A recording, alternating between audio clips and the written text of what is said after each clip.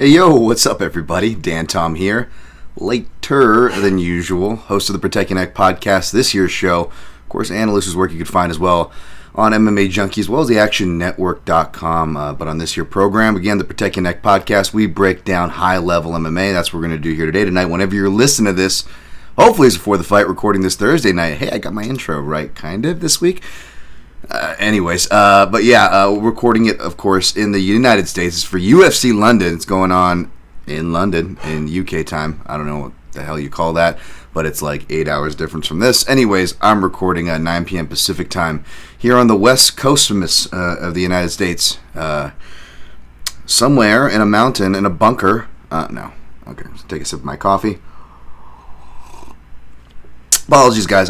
Again, believe it or not, someone who talks, is open, wears the hats on the sleeves, complains, however you want to characterize it. Trying to talk too much about the personals, but just a lot going on here. But what I will say is just dog stuff, because I know we got a lot of sympathetic dog people that was wishing Brownie well. Looks like it was just kennel cough, but it went over to Benjamin, who you'll hear hacking in the background here. He's a bit older.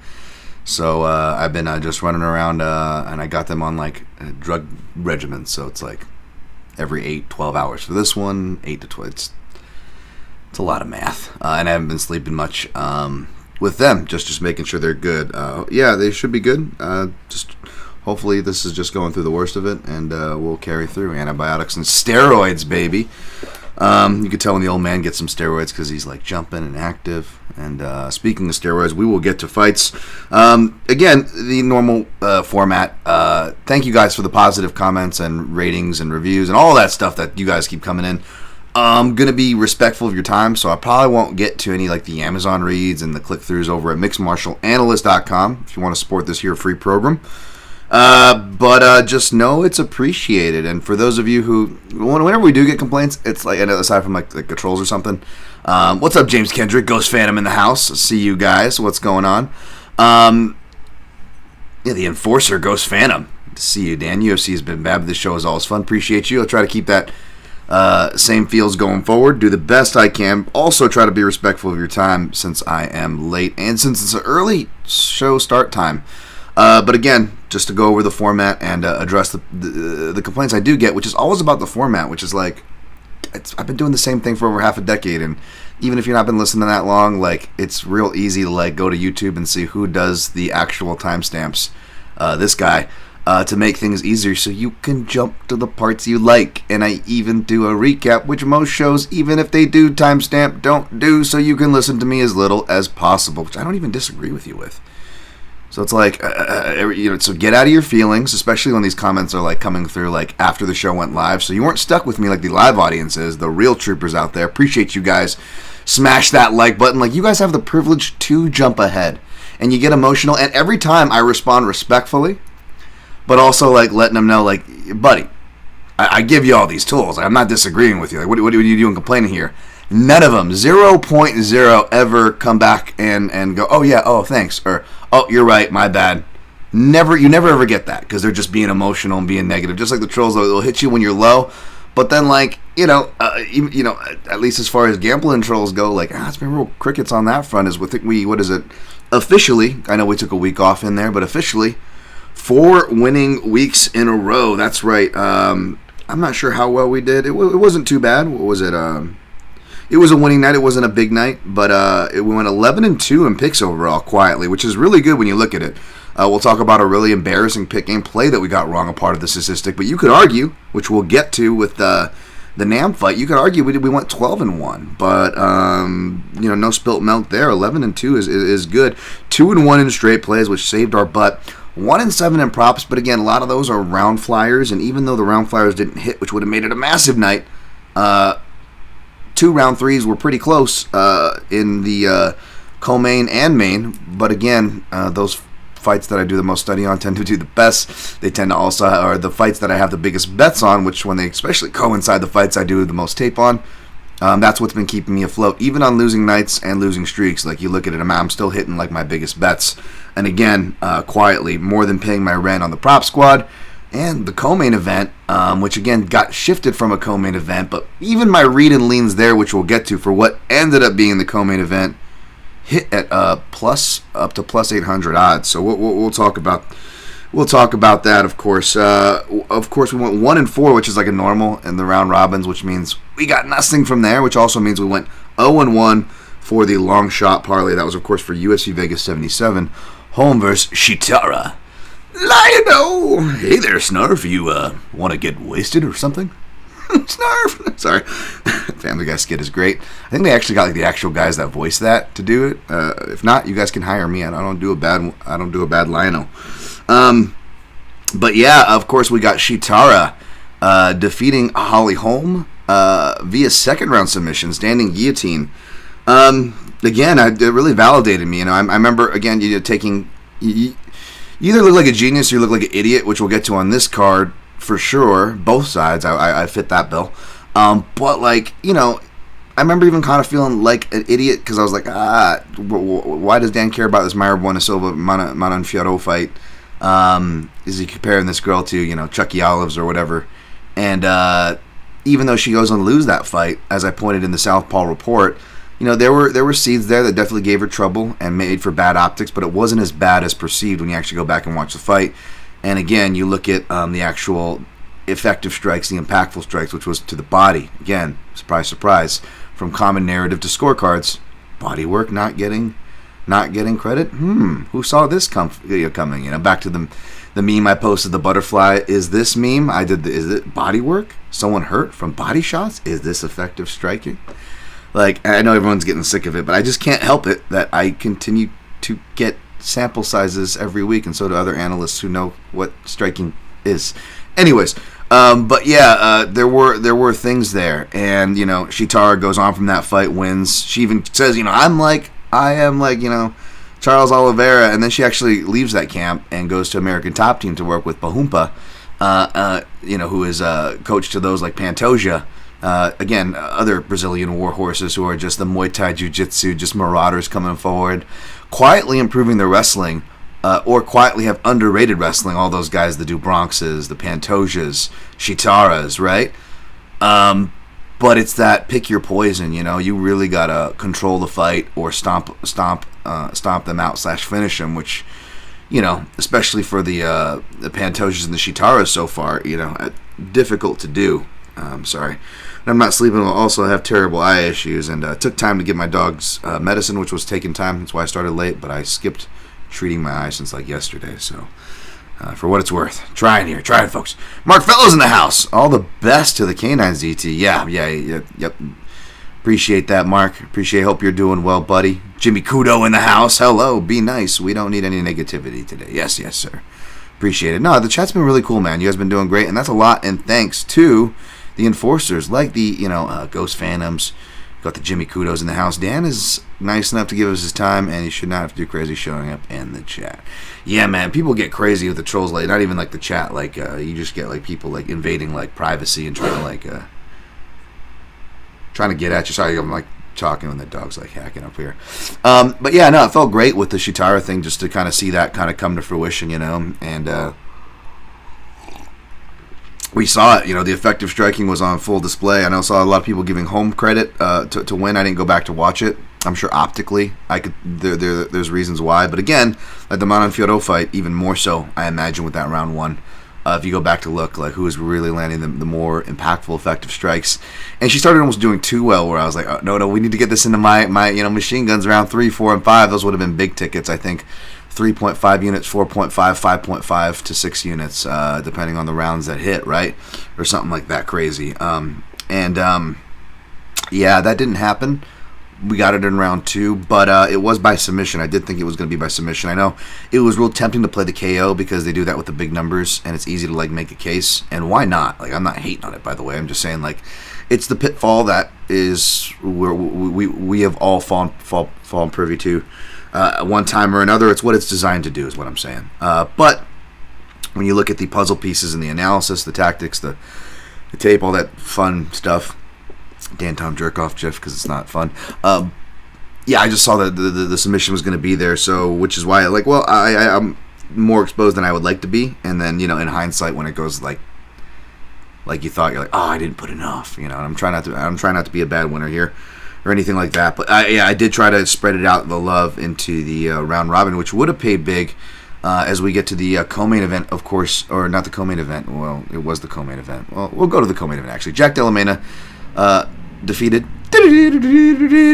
Basil-Hafez. Props to people who listen to the very end on the audio version. I snuck in the actual audio clip of that thing. I'll do stuff like that from time to time on audio versions, as well as like, cheeky intro musics or change-ups on it. But you guys seem to like the music choices, surprisingly, despite how weird and vast my taste is. But yes, this one, not trying to play hindsight, because again, and I'm not trying to woulda, shoulda, coulda either at the same time. But again, I did say leaning the over here. I don't know if I would get to Jack Della by decision, and then when I actually, again, I always say wait for the official picks and even the quick picks, because even if it doesn't make the plays, see where my analysis is, and my analysis did get there, even though my balls did not, unfortunately. As far as picking Jack by decision, I said it's going to be a surprisingly competitive fight because Basil, and I said this on this program here too, because I actually went and did tape on Basil and actually did it before the shows. Just sadly a surprise for me these days. Yeah, I said the guy's durable. Is going to be able to have grappling chops to lean back on. It is the small cage, which will increase action, but also grappling opportunities. And of course, the opportunities were even more greased up by Jack's ghillie attempts, which I imagine was making inside the distance better sweat.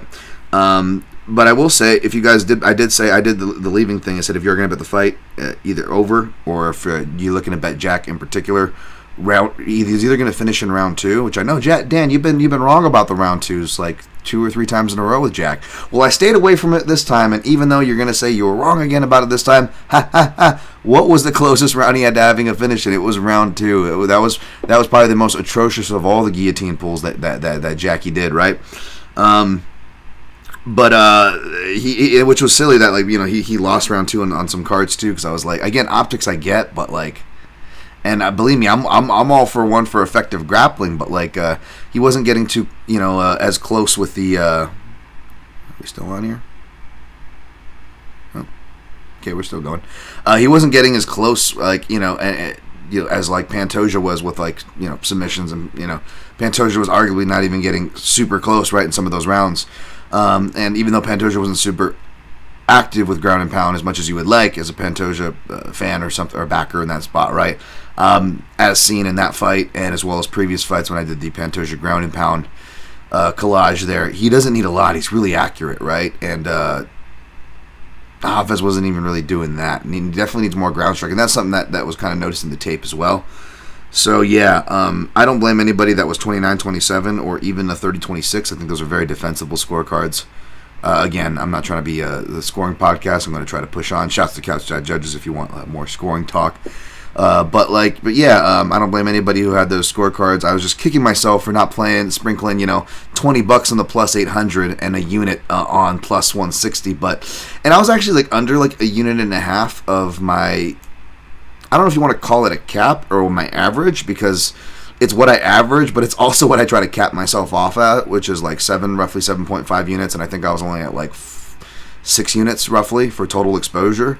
So I had room for it, but I was in this mindset, and this is how it kind of plays with you. Again, I'm not trying to be me trying to be a quote-unquote good winner, not get my head big. Oh, it's fucking huge. What am I going to do? It's genetics here. But you know what I mean, figuratively speaking.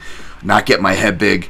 And yeah, I'm just when you're hot, you're seeing the board. And perhaps that was the case this last week, and it was a classic case of not, shout out to my guy Clint, trusting my balls enough, right? But I also, going into the week, I'm like, this is the kind of spots where you get burned. Dan, you haven't been able to put together 2 winning streaks cards, much less 3. What are the odds we're going to get 4 on a shit volatile card like this, right? You were just asking to lose money, no matter what your record was, betting a card like this. Forget the fact that you're betting volatile MMA. So I was like, let's go more conservative here. Let's be responsible, right?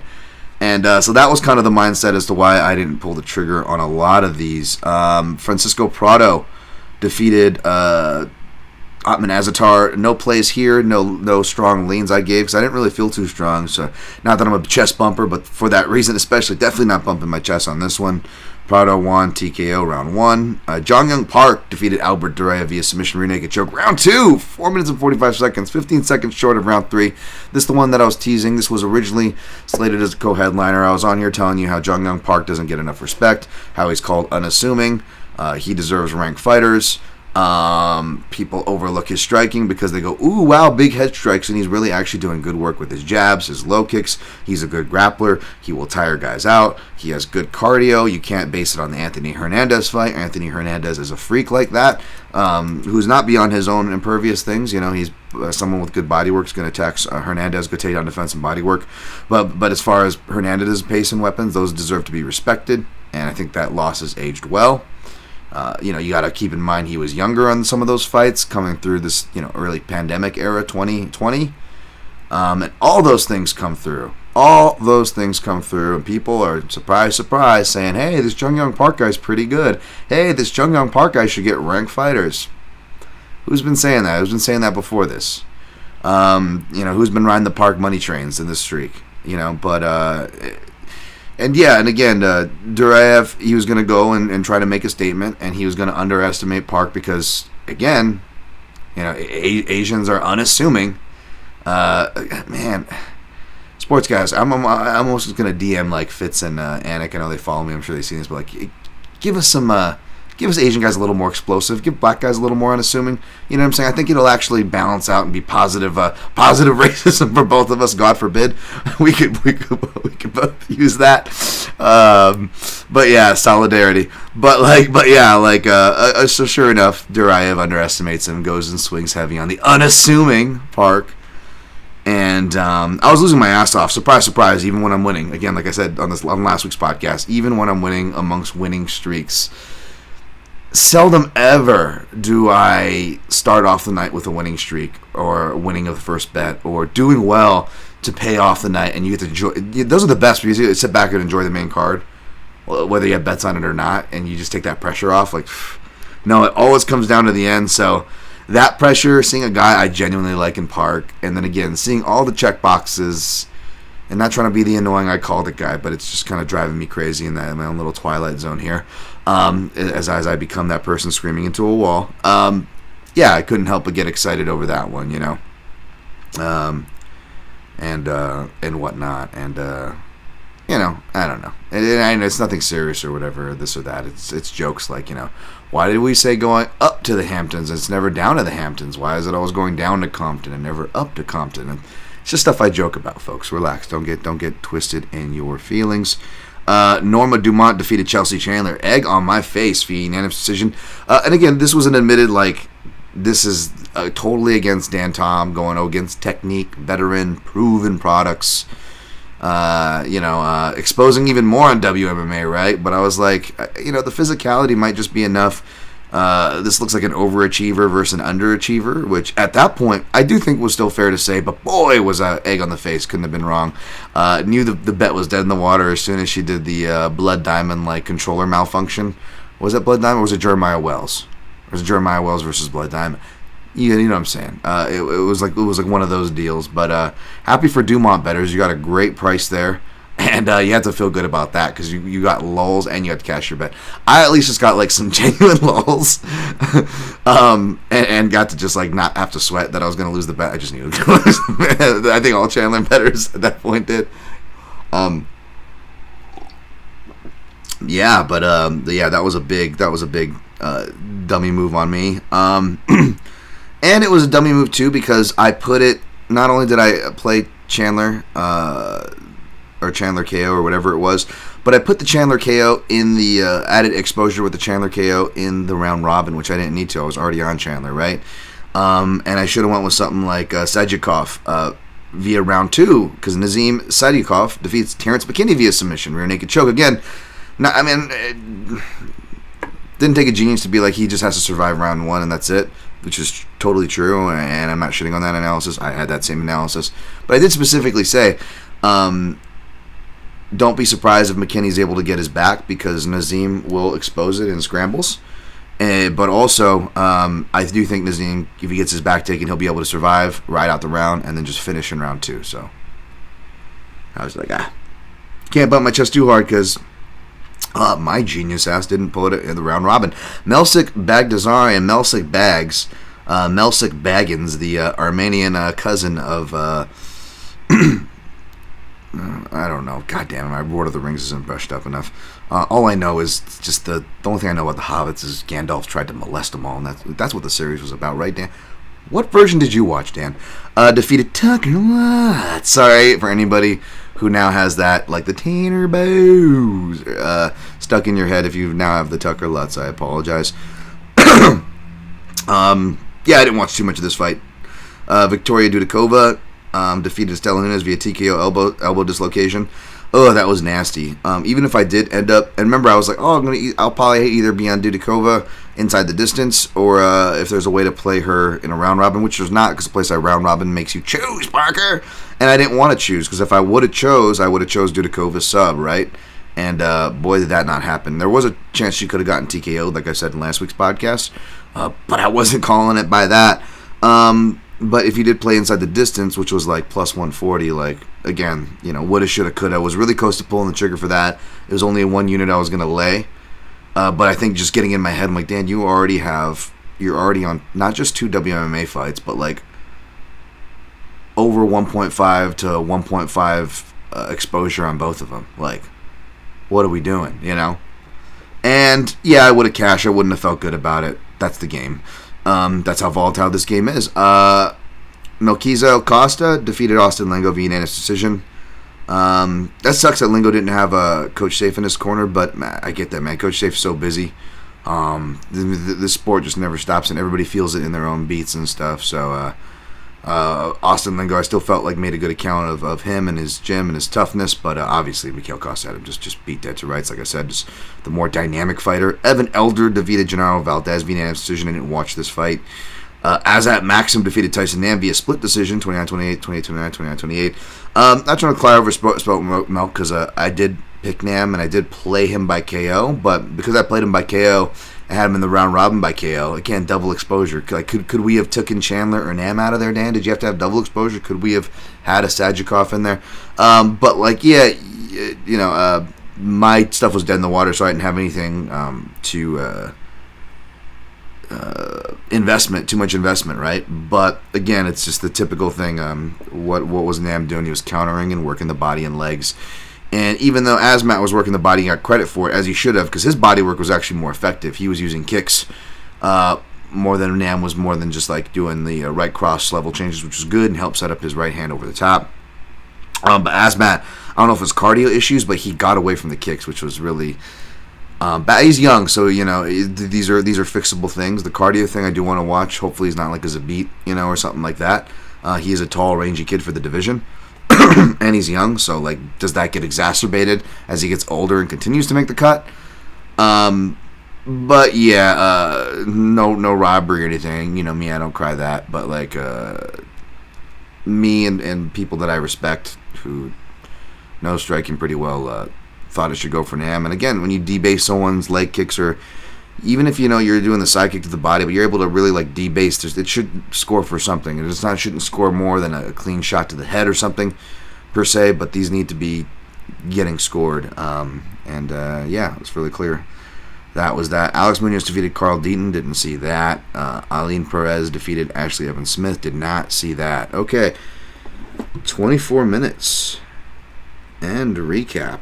Okay, I'm gonna get to you, chat, and then we will get to this breakdown as per usual. James Kendrick, I only complain about the nonsense the UFC pulls. You are nice enough to give us your time, so even if I disagree, I can give you your respect. Oh, thank you, James Kendrick. I never ask you guys to agree with me, but appreciate the respect. I don't know if I deserve it all the time, but I definitely appreciate that. And you, Rios in Truesdale, another guy I appreciate. Dan, can we get a Thundercats? Oh, thunder, eye of Vendera. Give me sight beyond sight. And it's very homoerotic, right? Because the Jesus Christ, I do enough jerk-off motions. Yeah, I'm an 80s kid, 80s cartoons all day. Ghost Phantom, body punches and kicks actually tire and hurt people and leads to setting up more powerful stuff to the head. Very true, just annoying judges don't value that. Yep, even like watching like older like Robbie Lawler stuff for this thing I'm working on, and like older MMA, like the better strikers that Robbie Lawler faced. Like, even back then, when bodywork's not as uncommon, like, you just see it so much when you actually go look. You're like, oh, yeah, that actually set up the finish. Mark Fellows, speaking of canines, UFC 293 is currently looking like a dog's breakfast. Oh, my gosh. I guess that means bad, but I will say, pushing on to UFC Vegas. I love the 80s cartoons too. Yeah, you have great taste, Riosos and Truesdale. I will say UFC Vegas 77, UFC Fight Night, or not UFC Vegas 7, Jesus. UFC London, UFC Aspinall, Tybura, UFC Aspinall, baby, versus Tybura, UFC Fight Night 224. Take your pick on the title. 25, probably 25 there. We're going to be breaking that down, starting right meow from top to bottom. Gonna get the odds pulled up. Yeah, you said looks like a dog's breakfast, Mark. I guess that's not a comment. But actually, there's probably odds on some of those fights, I imagine, so I can at least see what the But yeah, I will say it looks like Dog City on this card, to where it's like, dude, I feel like at least half my picks are dogs or like dog leans, folks. So don't go jumping the gun, because I'm still in the process of sorting. Like, I might have just outsorted a dog that I really like, and I'm just don't have enough balls to pick. But that's because there's so many dogs on here. Don't force your shots, in other words. We'll get to that fight a few down on the main card. We're, of course, going to start from top to bottom as per usual. And again, if you're listening in the future, you can, of course, fast forward to the end, and I recap my picks and plays from top to bottom. If you want to listen less, which I don't blame you, we're going to pull up the odds here. Why do you guys have it listed as UFC 292 best fight odds? You guys don't even care anymore. We got Tom Aspinall, baby, minus 500. Maybe he's coming back from his knees, been doing his squats, he said, so maybe it is Tom Aspinall. We'll see there. Jesus Christ, Dan. Marcin Tybura, he packs it in a different place. Plus 360 for the barrel-chested and bellied man who looks like he's coming slimmer than ever. Not just doing the thigh shots where he's like, look down here and note that belly. Which, again, I appreciate that as a man who's proud of his thighs. I'm not so proud of his midsection. At least I meow. Actually, we're getting better, baby. This home gym's coming together really nicely. That's what I've been hard on work on, too. Just had a speed bag busted, and the replacement did not. But yeah, we're getting some goodies going in there. So maybe I'll be on my own Marcin Tybura journey. But yeah, Tybura, you know he's going to come to fight. He's a guy that will, unless you put him out or really, essentially it comes down to counter striking and wrestling. Wrestling is in being able to dictate the wrestling. Good enough there. That's the common thread when you really go look at all his fights. You got to have some decent counter striking and or decent wrestling advantages and dictation there to beat Marcin Tybura, who is really good when he's on top, like most big guys, but questionable on bottom. Really good chair sits, good feels like a smaller guy, can back take, one of the few heavyweights that will take advantage of you turtling, but when he's put on his back, he is not beyond turtling himself. Sometimes he'll go for a deep half variation, but the only time he's really used it well, which is my favorite one, the underhook setup, was against Greg Hardy, I believe. So it's like, how much stock do you want to put into that? Usually he kind of just tries to athlete up sloppily, or underhooks, which can be bad against a guy like Tom Aspinall, who, although is athletic and agile, I believe has a rear naked choke on his record. More than competent. That's like the striker's non-grappler's choke. Usually when they see a submission on their record, it's like an early RNC against a not good guy, and usually that was, if you go watch the fight, they were getting outclassed, so the person was shooting, and they just shot themselves into a submission loss. It wasn't so much the striker having submission chops to show off or trying to show off submission chops. It's just what was literally given on a plate to them. And I'm not saying Tybura is the one to give anything on a plate, much less on this level, even at heavyweight. Not saying that. But I am saying that turtling against a guy like Tom Aspinall, really bad to do. Just great finishing instincts. He can just pound things out with strikes, too, from multiple positions. We've seen that which makes it tricky on how you're going to play your Tom Aspinall proppage, which we'll get to in a second. And shout out to I'll get the actual thing. My guy Will. He does all the grappling stuff. Really good grappling analysts out there. You should be following. So this is I say I don't shouts enough. I do more shouts than most people. So, but I don't want to at least get it right. At Open Note Grapple, my guy William there. He's an actual black belt who knows what the fuck he's talking about. But he was posting a clip on like Tom Aspinall against Volkov, and even though Volkov actually gets up from one of these, and Tom Aspinall is actually able to finish it. It's a solid tool to stifle the get up. Usually underhook get-ups can be stifled from guillotines and Darce threats and stuff like that, right? Depending on the situation. If you're more maybe on a top half like the examples with the Volkov, man, snatching up that double wrist lock Kimura, not a bad option, even if you don't want the submission or the transfer to a straight arm lock, which Aspinall eventually gets. So again, both those options Tybura uses to get up, not great. Tybura, not the most explosive grappler, even though he's actually, I'd argue, because of his timing, his double legs in the open are more effective than his clinch takedowns, which are kind of just sloppy and trudging.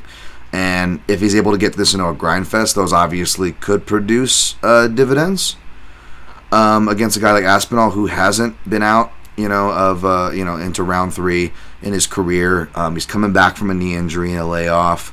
If you go back earlier in his career, win or lose, some of those fights, he actually, some of the trouble that he got into, you could look at where things started sloping. Dog, sorry, the camera's shaking. Brownie's scratching herself. She lays against the desk. He played a bit on bottom, too. So, again, he's not impervious to this criticism on Tybura / the generalization, which I don't mean offensively, but even like guys like DC will say it's why he loved going up to heavyweight. They're bad off their backs. They're bad balancing.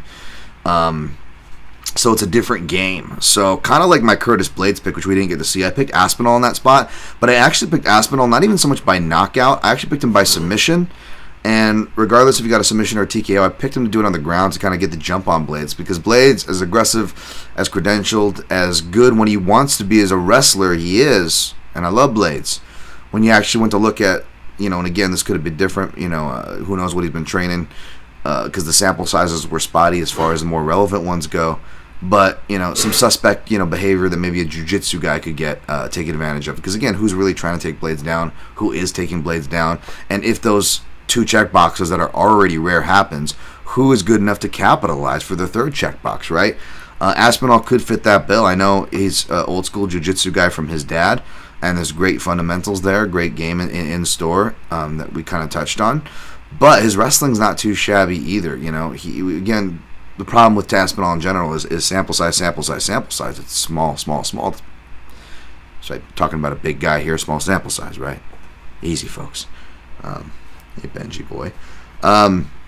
But yeah, he does look like he's got a decent level-changing double and can get after it when he needs to, and it looks more than enough to take down Tybura, especially against the fence, which is a place where Tybura in the big cage or the small cage will put himself, which is weird because if you look at not just him being taken down, but more so him being finished, him having trouble in fights, it's whenever his back's to the cage, yet he has this fast and loose approach where, like, it's not hard to put his back to the cage at all. Even my guy, they cut him. Blagoy, I like boy. Even off, man. Blagoy boy.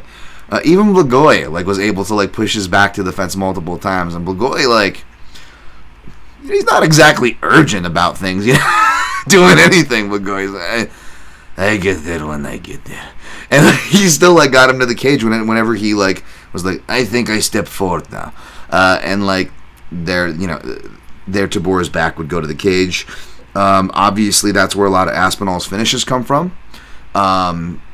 Whether, again, he's finishing takedowns, finishing people with strikes and flurries, finishing them with submissions, right? The Arlovsky fight.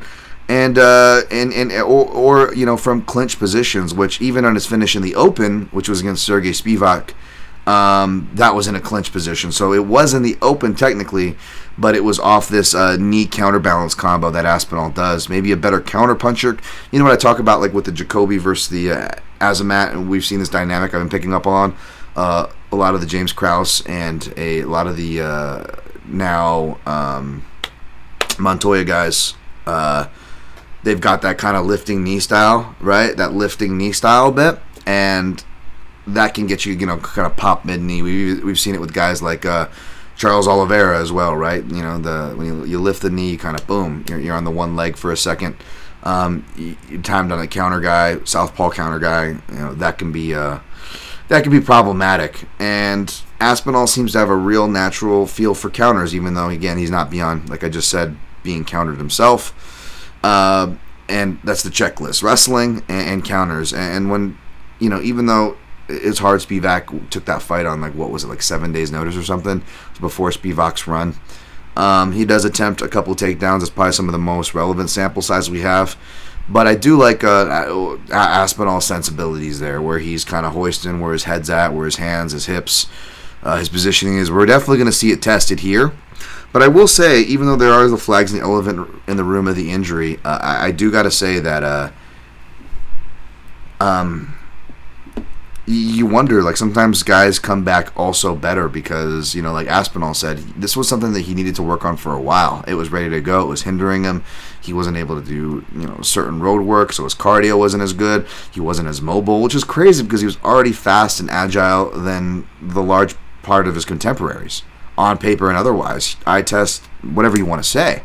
And if that was Aspinall compromised, what is he like now? He's still a young guy in general, as well as heavyweight standards. And put it this way, and I know what Aspinall means by it makes you focus on things more. Unfortunately, in life, we all can relate. This is a human nature thing. We need bad things sometimes to happen to learn, to have growth, right? Professionally, family, relation, whatever you want to compare it to, it fits. Even more of a subsect, fitting in a schlub like me, right? Life. When I had my knee injuries and had to do physical therapy, it really opened my eyes when I popped my knees, my right one in particular. I had to do physical therapy, and the physical therapy taught me a lot of things about my body, and I was more a martial artist and old school training, coming from traditional martial arts, and then I got into MMA during a more old school time where there was a lot of sparring, right? Or if you're grappling, this was rolling, right? And very hard times, hard coach, really talented room, but got injured for good reason. Got my ass kicked for good reason, right? And still do. But things are smarter these days. And after even someone like me, a schlub like myself, it taught me that. So now then I went to get into shout out to my guy Gil Guardado, does excellent strength and conditioning programs over Extreme Couture, also coaches MMA as well. Former fighter, beat Giga Chikadze. Gil's the man. Taking Gil's classes, and a guy who's the furthest thing from an athlete you're looking at right here, folks. Just feeling that difference of explosivity, even in my 30s, early 30s, feeling this difference. Why did I wait this long to lift weights? And do it the smart way. I was thinking that, I don't want to be beach butt, I don't want to be slow, I'm trying to cut weight, I want to be slimmer. No, I want to be strong and healthy. And, Benji boy, it's coughing, man. It's okay, buddy. No. Okay, nothing coming out. Okay, good. That's a good sign at least. Just got your medicine, buddy. Hopefully it kicks in. This is the worst of it.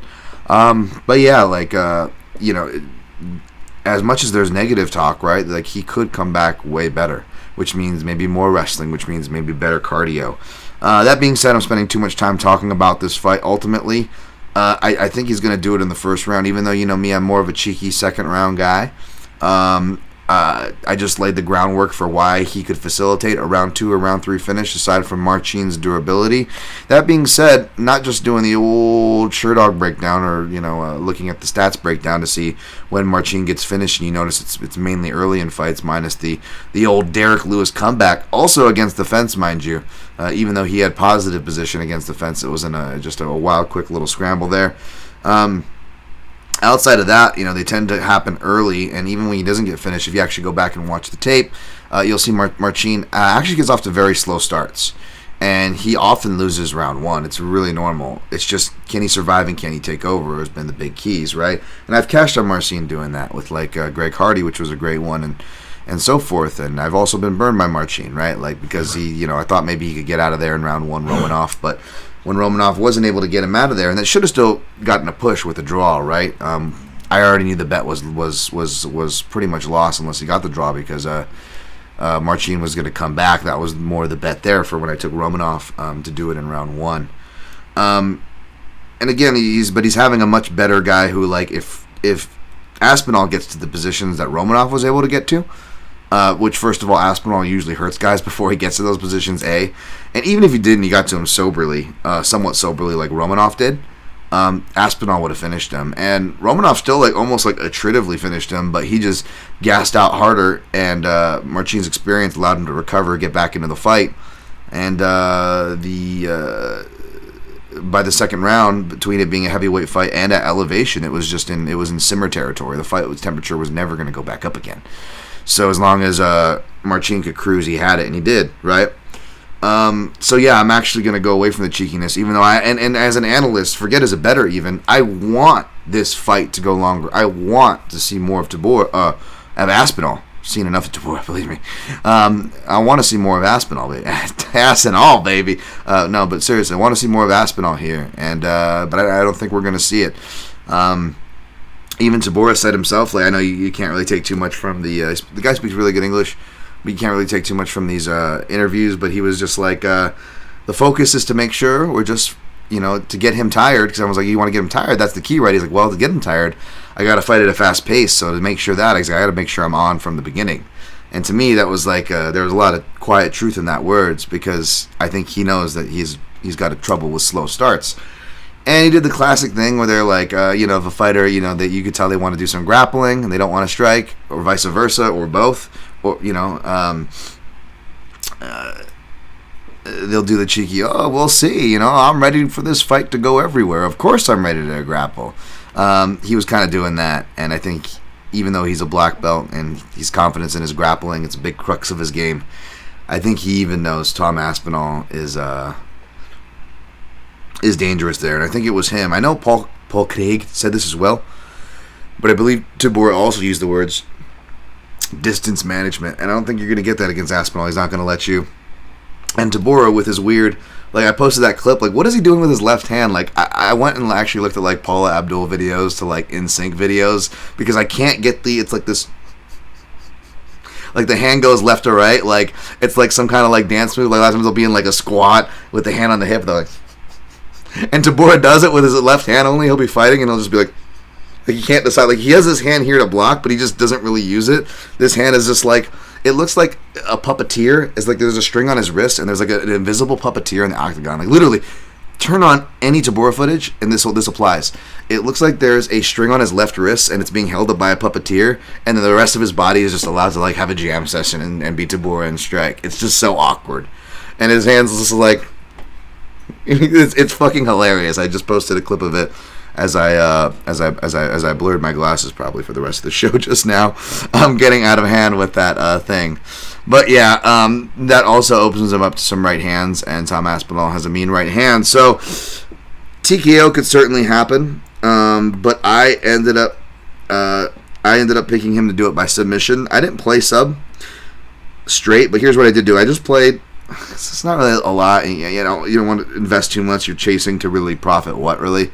That being said, I can live with under 1.5 units exposure on Tom Aspinall, and I did it by doing 1.25 units on round 1 at plus 100, and then I also put just 0.20 units, 20 ducats, on round 1 sub plus 500. So we either profit over a unit if he as long as he wins in round 1, we profit over a unit, and if he does it by sub, I think we get over a 2.25 or something like that, 2.25 profit. So whatever, that's what I got for that one.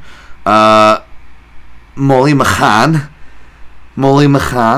come on, Bradley, hello. Sorry, I had to torment my guy Bradley, who is anytime I love the accent, by the way, but anytime my guy Brad, shout out to Brad's Chuck, hears Molly speak, he cannot produce a boner for like a week. So Molly McCann minus 225.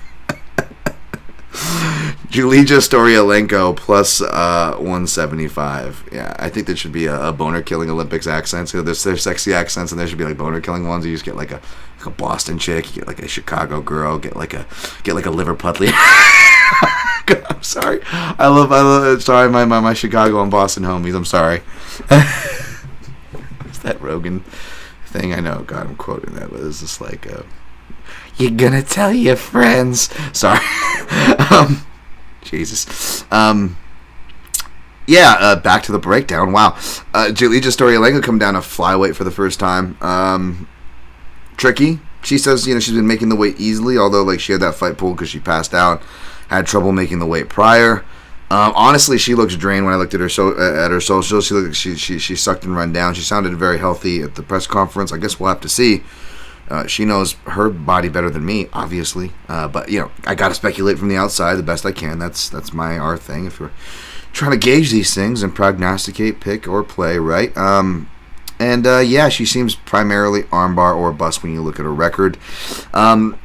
I compared her to like Stone Cold Steve Austin, late 90s Stone Cold Steve Austin, in the sense of like she literally has the same amount of moves. Like I used to like joke like, how is this guy Stone Cold? That wasn't even a Stone Cold hater, but I was like just amazed like how this guy is so popular as a wrestler, because of course Dan Tom was a fan of technical wrestlers, like guys like the Owen Harts and stuff. Like look at this guy Steve Austin. This guy's like he's got punch, kick, stunner. Occasionally he does the weird like and then he falls. So it's almost like the Bam Bam Bigelow thing where he just feints and headbutts, but like Stone Cold will just be like he's like the doofus friend who's like, you guys are all going off the cannonball off the board, and the next person's like jackknife, and then you always have the friend who wants to do something stupid and they don't think it through, and they get up, they're like and they just fall. Like that was Stone Cold, one of his things. Or sometimes he would get up to the second rope on the inside of the ring, from the inside of the ring, because he couldn't climb up to the top. I'm not even a big wrestling fan, folks. This isn't a normal thing, so relax if you hate pro wrestling talk. But the fact was, Stone Cold could make hay with the moves that he had. And Julija-Stoliarenko is the same thing. She's got her punch, which is the only decent punch she seems to have, is a check left hook from Orthodox. And she's got her kick, which she's actually got like a decent strong kick, even though she usually throws it naked. She doesn't throw as much as she should. Sometimes to the body, mainly to the head from the right side. And that's about it. She's her takedown. She's got one good takedown, which is oddly enough, again, despite like looking like a judo girl and like WMA, head and arms, all that. Like you look at her takedowns, like a lot of them, like they're actually not that great from the clinch. Like she actually has like a decent timing on this one takedown where she draws people in. She goes for a double and she immediately passes the same side every time. She goes heavy on the hips and heads, and then throws the legs to the opposing side. She kind of has it hardwired in. Weidman, Weidman had much more diverse takedown ability than Julija-Stoliarenko, but that wiring to immediately pass like that, it reminds me of Weidman's snatch singles. He had a weird snatch single where he wouldn't even snatch the single, he would grab the single and then just shoot his ass and hips to the other side and go like clockwise to knock you over, kind of like an Eduardo Tellez turtle sweep. It was like this weird thing. Like I watched the Vitor fight, his title defense against Vitor and stuff. There's a really good example of it there.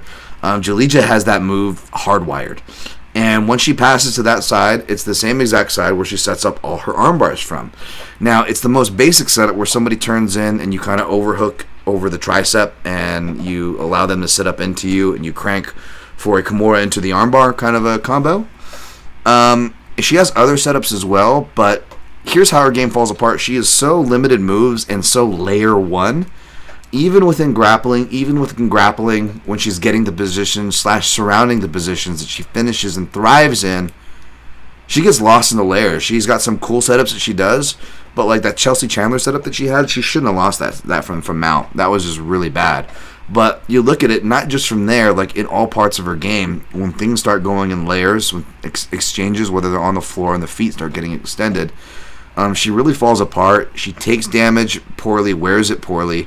Whereas McCann, aside from like getting headbutt from Ji on Kim, seldom do you really see her hurt. It's obviously out grappling McCann. Bigger girl, gets submission wins. I guess I could see why money is coming in on Stoliarenko for that reason, although it kind of surprises me just because even when logic supports it, arguably even more than I feel it should support it coming in for Stoliarenko now.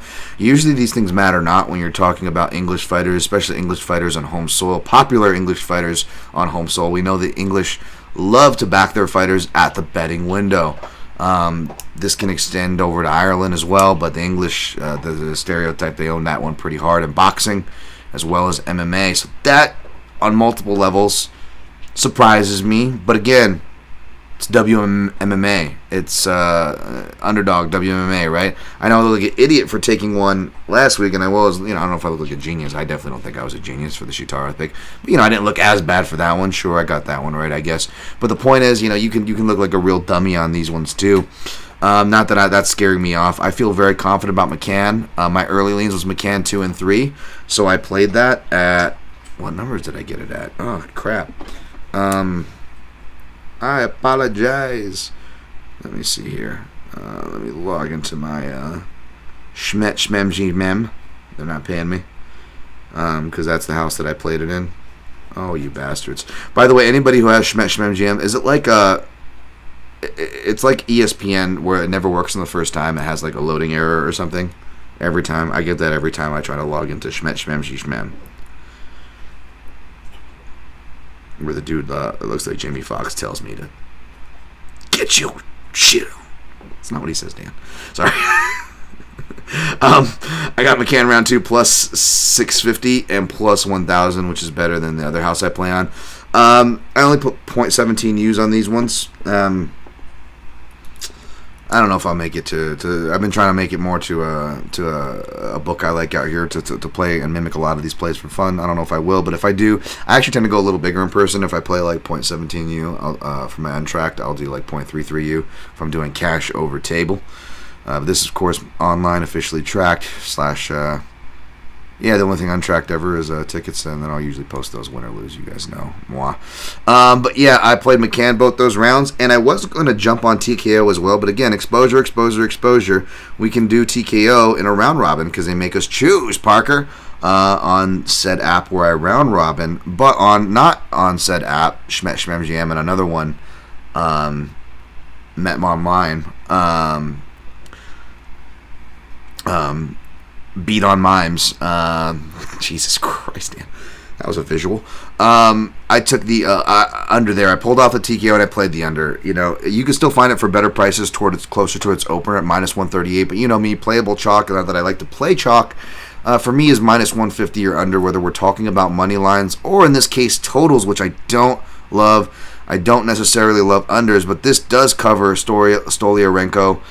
Submissions, early subs for the first half of the fight, particularly in round 1. And again, she takes damage really bad. McCann, much better than given credit for. She really moves well. Takedowns could get her in trouble. But I'm impressed how well and her awareness in certain positions. I know she just got ran over by Erin Blanchfield, but I don't think that ages too badly.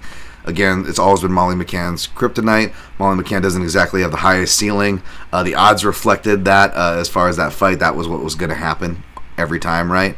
So I don't know how much we go against Molly McCann on that one.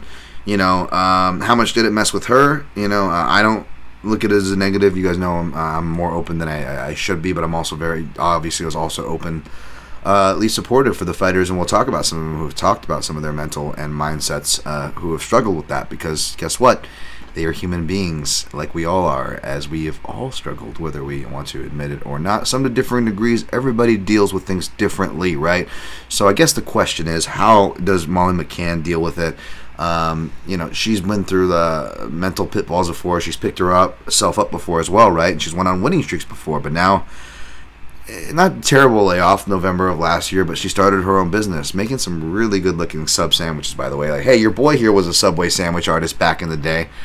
Back when 9/11 happened, I was making Subway sandwiches a couple doors down from my karate studio to make extra money because, it's probably the best I could do is work for the place. I definitely stole enough money from the place. Sorry, Jim. Not literally, but they didn't do inventory. The only thing they did Subway back in the day, they did inventory on their bread. And there's my karate school, Subway, in the same strip mall, and Rayleigh's grocery store. I don't know if they still have those. They're not here anymore. but they would sell these 99-cent giant French breads. So what we would do is instead of paying like, $6 for a sub sandwich or whatever it was, I'm sure it's like fucking $14 now. Tell us more, old Grandpa Dan. But yeah, we'd get these giant French breads and just like fucking, we made friends, homies, Alfie and other homies that worked there. It's like, hey, loaded up with like just stupid stuff like bacon, chicken breast, meatballs, cheese, like just stupid stuff when I had the metabolism to eat all this shit. And and then I'd take that and just like, when you're a kid, you could eat that and not be like down for the count like now where I need a nap after eating healthy even if I just eat dinner, right? But back then I could probably eat like half of that giant sandwich and then go train and then take the other half home and then eat it at the end of training all day karate back in my karate days. But I got love for the sub sandwich artists there and love for those who struggle. But I do wonder, where McCann's mindset is, both in her career and otherwise. That could be a factor. Hopefully the undercovers for that. If it goes to the decision, we're in trouble. I don't really want to parlay. This is not a card I want to parlay. Already exposed enough on McCann, or on this fight, I should say. Just under 2 units, because I did 1.5 unit on the minus 150 for a unit return, and again, the 2.17 U's for 0.34 U, so 1.84 total exposure on this fight. 0.34 exposure on McCann in particular. Hopefully we can get a mixture of both those, and again collect over 2.5, over 2.5 units and change on the co-main as well. That would be cool, bro. Next fight, Nathaniel Wood minus 225, Andre Fili plus 175. Love both these guys. Battle of the mindsets here. I did bio and interviews and social media and some Southpaw stuff that I was trying to get out before. It's a small Southpaw report, thankfully. I thought I could do it before the podcast. I was wrong. I'll get to more of that in the next fight. But this one has everything but the tape. So, spoiler alert, having a hard time with the pick for this one because I'm not done with it yet. So I'm not going to mislead you guys. Check me at Dan Tom MMA as you see here on the screen. Creepy little thumbs up. Poke, poke, poke. At Dan Tom MMA on Twitter while it's still around. For my picks on Fight Day, quick picks and prognostications on Fight Day, MMAJunkie.com. And we'll see if it makes my plays or if there's anything here. Again, I think dogs are live almost everywhere. I know I was pretty heavy on the favorites on the first 2 to start, but I pretty much think there's a case for the dog in almost like every fight going forward. And technically you can always say that with MMA, but honestly, my tout, whether or not, I feel like half my picks are going to be at least dogs, and almost all my picks on Tout Master, which I usually keep my Tout Master exactly mirroring. To be honest, anytime I've not mirrored my picks, I don't think I've gotten literally a single pick right. So that only reinforces me to get the more accurate count. But this is a card where I just feel like the dogs are so live, and you got Nathaniel Wood. He's beefing with another favorite who's going against a live dog further down the card, Lerone Murphy. And you got to wonder where their concentration is there. But you also have just the opposing mindsets. Now, I didn't know this about Nathaniel Wood. It makes me like him even more. I guess he struggles with OCD, and I did not know that. And he was talking about how that can help you in training. And even though consistency, clearly, just by looking at me, obviously, but no, those who know me, obviously, too, for real, consistency has been a hard thing for many reasons, many legitimate reasons, but still, if I'm just being honest with myself, excuses aside, it's been consistency. That being said, somebody who has OCD as part of the neurological umbrella of Tourette's, anxiety, depression, all these fun stuff, OCD is really, again, it's not Tourette's so much, it's the comorbidities that really, are the real killers, and OCD can be classified as that, man. Can be real detrimental. And again, I tried to make too many excuses or this or that. I'm really open to a fault because people use that against me, and that's why I'm glad more fighters are doing it, because people are less apt to do it against fighters. In a perfect world, they could keep the same energy to all human beings, because that's what we are. It shouldn't matter if you're a fighter or not, but that's not the case. That being said, props to fighters like Wood who talk about that. It is difficult, I legit do have a lot of things that I am balancing. That the best multitasker, smart, chattest, A+ in every category person. This person does not exist, but you put them in my shoes for the last 4 years in different circumstances, yeah,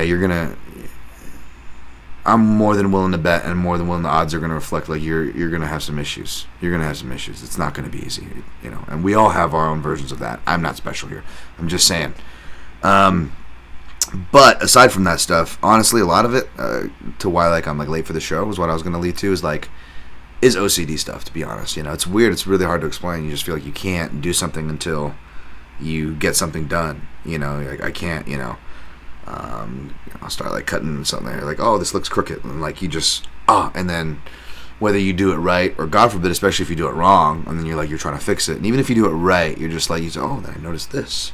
And then you're just on this whole sidetracked quest, or like, it'd be like with, hair, it could be something else too. Like, I'll notice, oh, that's dirty. I'm like, but that's dirty, but that sits right under this, where dust will fall right under that, and I haven't cleaned that in a minute. So if I'm going to finish cleaning this, it's going to be all for naught if I don't clean that. Well, let me just clean that. Let me work top down, because dust falls downward. And that way it's not at least in vain. And now all of a sudden, that one decision to go and do a spot clean, or just something that was bothering you that just caught your attention, just led to a whole chain reaction of things. Well, where's all this dirt and dander coming from my dog? Like, oh shit, it's been a week since I brushed my dogs. Well, I got to brush my dogs, and then call. You're like, what was I doing? Oh, you're getting distracted from what you're doing, and little do you know, you're trying to find what you were doing, and you're like, oh, I'm distracted from what I'm doing. What I'm doing, I shouldn't even been doing it in the first place. But between OCD being what it is and getting distracted, yeah, it could be a mess. I know, it sounds nuts. It's a reality for people. It's just a small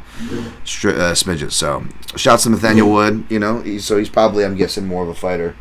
And whether you're OCD or not, I remember Coach Neil Melanson talking to me about this, where talking about like the challenges of coaching Vitor prior to his fight with Anderson back in the day, and was like, Vitor is more of a guy. He had to. I'm not saying Vitor is OCD or anything. Who knows? Like, there's plenty of you guys who are probably undiagnosed, by the way. It's like it's a common thing.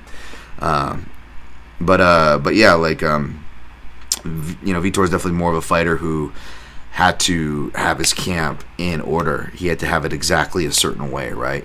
And Neil was a very hard trainer guy, and that didn't really jive with Vitor. He had to be more of a less old school, more of, which is crazy because Vitor, big, tough, crazy dude from the old school era. But you had to baby him more. You had to give him more confidence. That's why I always said, like, the steroids. It's not so much that I went with that argument, like, oh, the TRT didn't teach him how to throw that spin kick. I was more of the weird argument of, like, obviously there was physical effects. I'm not saying that there wasn't, but I would still argue, despite as crazy as TRT Vitor was, it was the confidence that the steroids gave him that was the biggest benefit. And that's what it is for a lot of people, to be honest. And a lot of people say that. It's not a crazy statement, despite what the eye test and the obvious tell us. And, yeah, some fighters are like that, whereas some fighters enter Andre Fili, plus 175 to Nathaniel Woods, minus 225. Much more carefree, right? That carefree attitude, like, which totally seems like it. Like, Andre Fili is like every other guitar player I've had in one of my bands, right? Just like, oh, what's up, bro? Oh, yeah, I came up late. Oh, sorry, man. I didn't mean, like, I'm not saying Andre's late, though. Again, if I was a betting man, I'm guessing maybe he's probably better that as he's gotten older, but I'm guessing he was probably a late guy, like, I just drift, like, oh, space, I'm into this, oh, this is so cool, and you get him talking, and then, he gets kind of distracted from the point, you kind of even hear it in interviews, like, he's like, yeah, I'm kind of bored about talking about the fight stuff, but, like, shout out to my guy Aaron Bronstetter, TSN MMA show, by the way, really, really good show. He's got a really good recap, made some good points, by the way, in his recap, not just talking about, like, when he mentioned me, I'm not even talking about that, I forget one of the fights. Aaron has a really good point. Go listen to the TSN MMA show. But you also hear that Fili interview, and Fili, like, he's like talking about music, and he's like, oh, yeah. And I like where Fili's at, and again, even though that's not my attitude, Fili touches on a lot of, because he's been on his own psychological journey, whether you're a carefree guy, even carefree people, they're not prone to being depressed or, hating on themselves too much, which is something like self-deprecating Dan, I'm so used to making jokes about myself, just kind of growing up, for a lot of reasons, right? Defense mechanism, all these things. Like, you forget, like, oh, yeah, it sounds hippy-dippy, but, like, you hear Fili talking about, oh, yeah, learn to love yourself, and, like, so true. So true, something that I've had to really remind myself of lately as well. So again, like I like these guys already as fighters, as personalities. Hearing this makes me only endearing, makes me not want to see a loser here. I'm gonna let the analysis, and again, sorry I don't have more of that for you here, but I'm gonna go watch their last few fights and see what jumps out to me. And as that I usually do, that's always the process, folks. I don't know why that's a surprise. That will decide the fights, because again, that's why it has to. Is the personal stuff, it's too crazy, you know. Part of me wants to root for Wood, but he's got all this pressure at home, whereas Fili's coming in, no stress. He's citing the late career fighters like he should be, like the Jim Millers of the world. You know, he's been fighting for a while. He's been through wars. He's a bigger guy who, you know, even though he's got his diet and strength and conditioning in order and works hard, can't imagine it's easy making the weight. That being said, he is 33 still. You know, he's still right in that thing. He's got a great frame for the division. I think Fili's an incredibly live dog, to where even if I do end up picking Nathaniel Wood, unless there's something that I'm seeing, like Fili's underrated double leg getting him in trouble for Nathaniel's underrated Bravo and grappling and front chokes or something like that, like unless there's some weird thing like that, which even though that is somewhat of a thing you could maybe argue, I don't think I'm going to see that enough to argue that, obviously.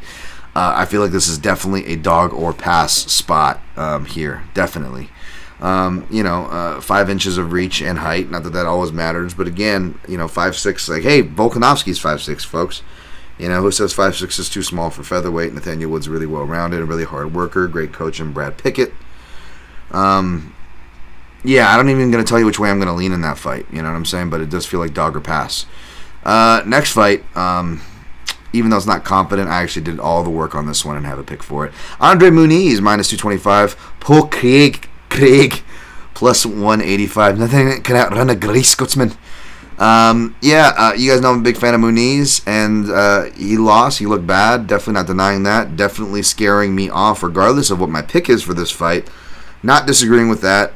Definitely think it's enough of a, even though you could argue it's not as bad as it seemed, if you go back and look at the fight, you look at certain things, it just didn't make confidence. And even if you're high on Brendan Allen, which I don't blame you for being, he's definitely hitting his peak, and maybe you'll get a good number on him when he gets the tougher things. He's a guy that I have been burnt picking against. I don't want to pick against, make a habit of, but there's different takes out there on Brendan Allen. But let's just say, and I like Brendan Allen, by the way, I root for that guy. But let's just say you're really high on him. Even then, it's still not a great look for Muniz on some of those spots. He's got some well-timed shots, but his wrestling just looked. There's certain things he's good at and can get to, but just his wrestling really just left a lot to be desired for what he was doing there. And even his game off his back with a lot left to be desired. Even in round 2, when he had a little more energy. You just saw the game just really, really fall down. He looks like he cuts a lot of weight too. He looked like he was in the best shape of his career in that fight. He even said he was healthy in the post-fight. He wasn't even making any excuses on his Instagram post when you read the Portuguese translations I went through. So I don't even hear an excuse oh, I had a bad weight cut. I never even saw any of that. Not saying there isn't that, or he didn't say that, or any of that, but I didn't see any of that. And you go back and even comparing to previous fights, the guy looked like the best shape he's ever going to get in his last fight. And he still kind of fell apart in certain positions. And so I came into this fight leaning Paul Craig round 3. But here's the thing. If Paul Craig's coming to this fight talking about this is management and 2 grapplers, you end up having a striking matchup, I get all that. I get how that can happen. I get how it could happen with this fight organically. I get how it could happen organically in general. But when you have both those check boxes and a guy coming in specifically saying he's going to want to do that, Muniz, who in his submission wins, his decision wins, or his losses, if we're being critical, and I've been high on the guy, but if we've got to be critical on him, which I got to do, right, he doesn't get to the grappling as early as he'd like. Now, part of that reason could be, as we saw in that Brendan Allen fight, that his wrestling has a lot left to be desired. He's not making the Charles Oliveira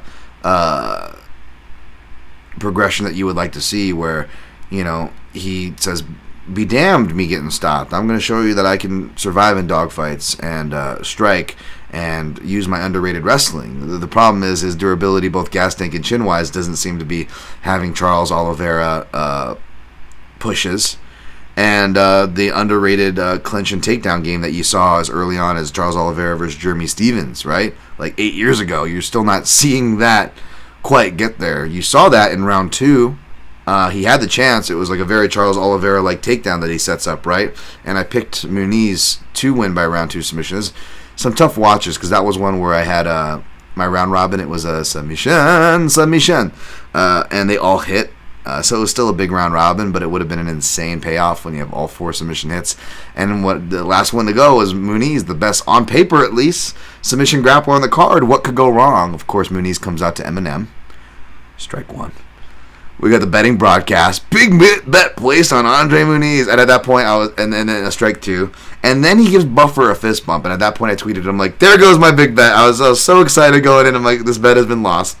And sure enough, it did. And he did get to the positions that you would want to see, where even a Charles Oliveira, who was questioned for his durability, his quitting, his gas tank, his chin, a lot of the same issues. Didn't come through, and you don't want to judge a guy on one fight. Maybe he comes through here, but I don't know how confident he is. I don't know. Again, he still cuts a lot of weight. He's 6'1" compared to Paul Craig, 6'3". He's been fighting for quite a long time, 2007 or 2009. I mean, the dude's been at it for a while. And that was just MMA fights. He's been doing jiu-jitsu and even Muay Thai before then, which might explain some of the chin issues, right? That being said, Paul Craig 1-3 against UFC level southpaws, or 3-1 against UFC level southpaws, but he was losing all those fights on the feet with left kicks in, left hands being the common culprit. That is what Muniz, whether he's coming forward or off the counter, does throw best. So there's that, which means if Paul Craig does come in and fight like he's talking about, and we get a close striking match, value's on the dog there. Paul Craig still, he's going to have more of a home crowd advantage, even though he's London, he's from Scotland. I'm not saying apples for apples, but you know what I mean. You know who they're going to be rooting for, even if they didn't know where they were from, I guess you guess who they'd be rooting for. Not saying shit against London, I'm just saying it's MMA, folks. It's an MMA. It's Florida, we get that. I do the same jokes when it's on the U.S., folks. Relax, jokes. But yeah, so it's just like, does Paul Craig get it there? Which, again, perhaps validates more of a Paul Craig play. Well, if we're going to get a close striking match, maybe he gets a decision that he probably doesn't deserve. That being said, I still think that Muniz could maybe edge that. And I think that, ironically enough, here's the thing. I think to tire him, kind of like Tybura said, well, yeah, you want to do the same thing like he wants to do to Aspinall. Test him and tire him, right? Test Muniz, tire Muniz.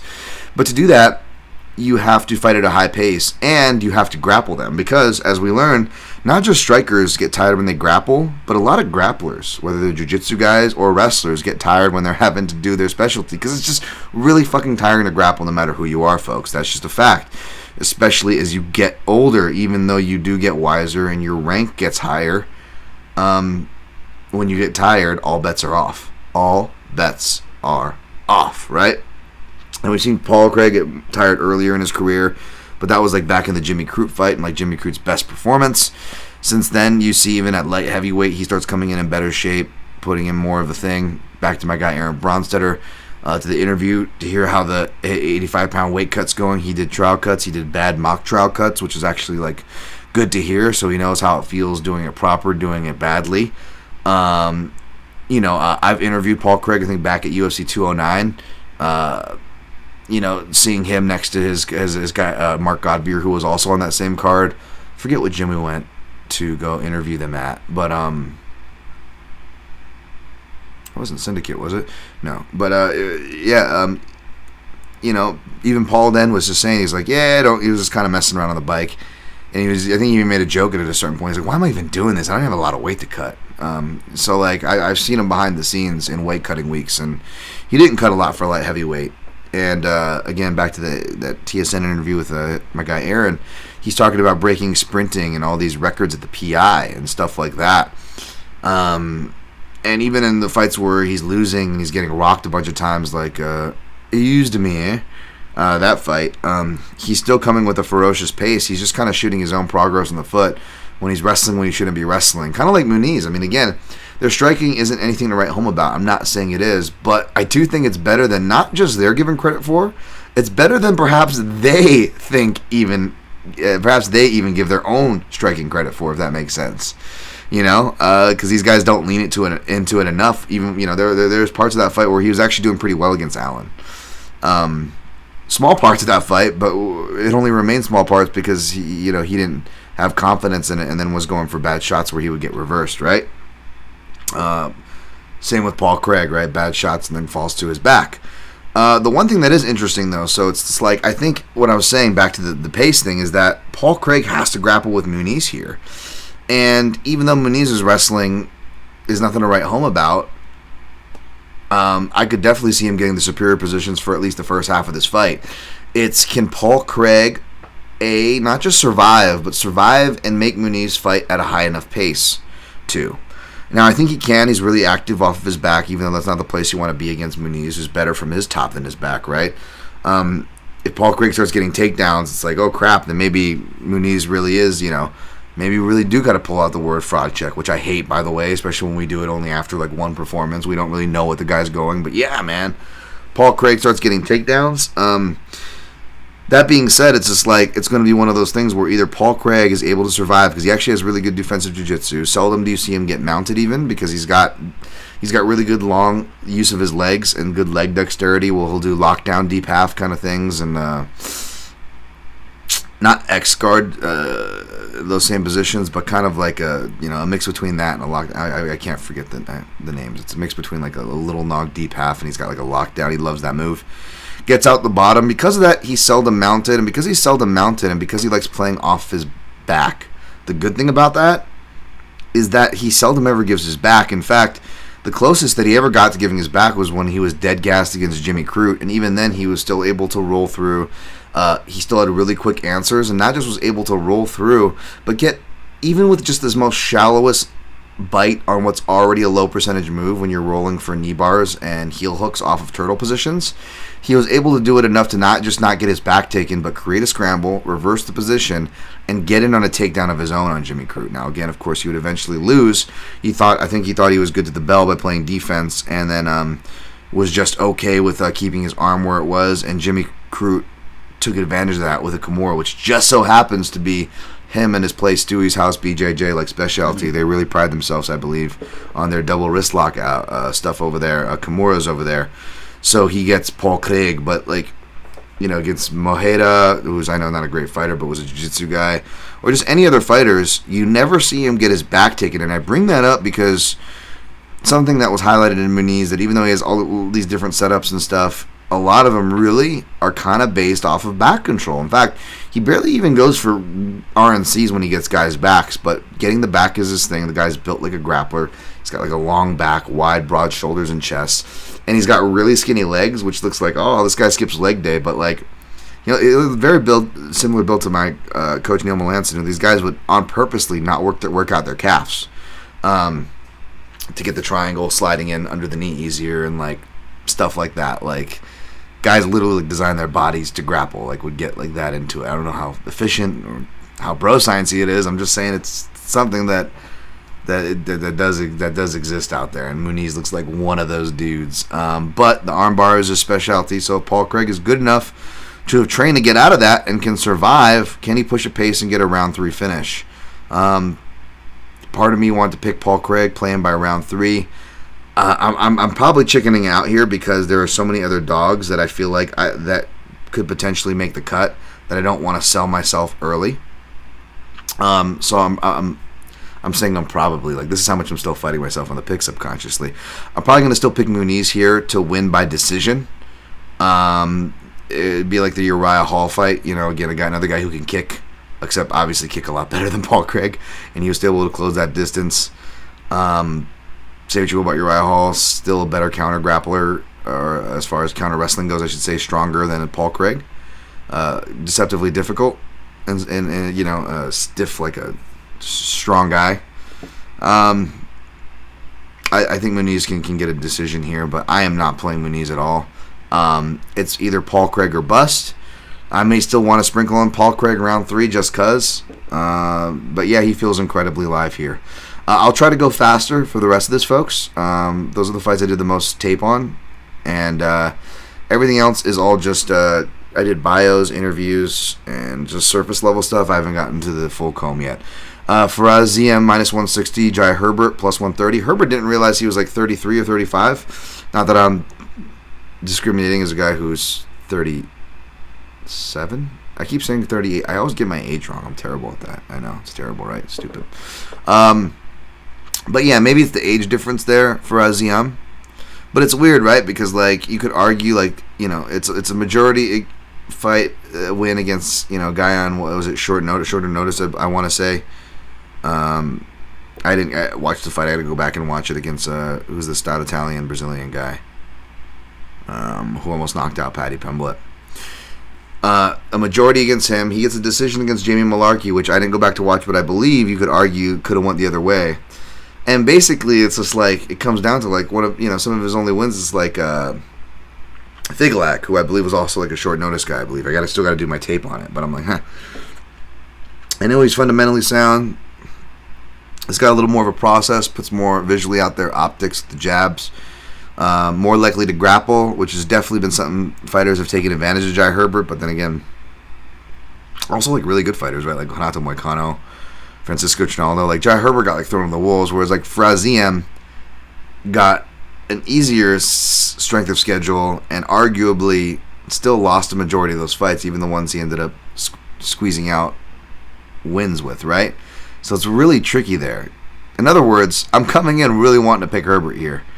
I go to his socials though, you know, training with the Renegade. I'm like, okay, well, there's like, you know, there's like Leon Edwards cross train there, and then like you got Arnold Allen and stuff, and didn't see either of those guys in any of the socials.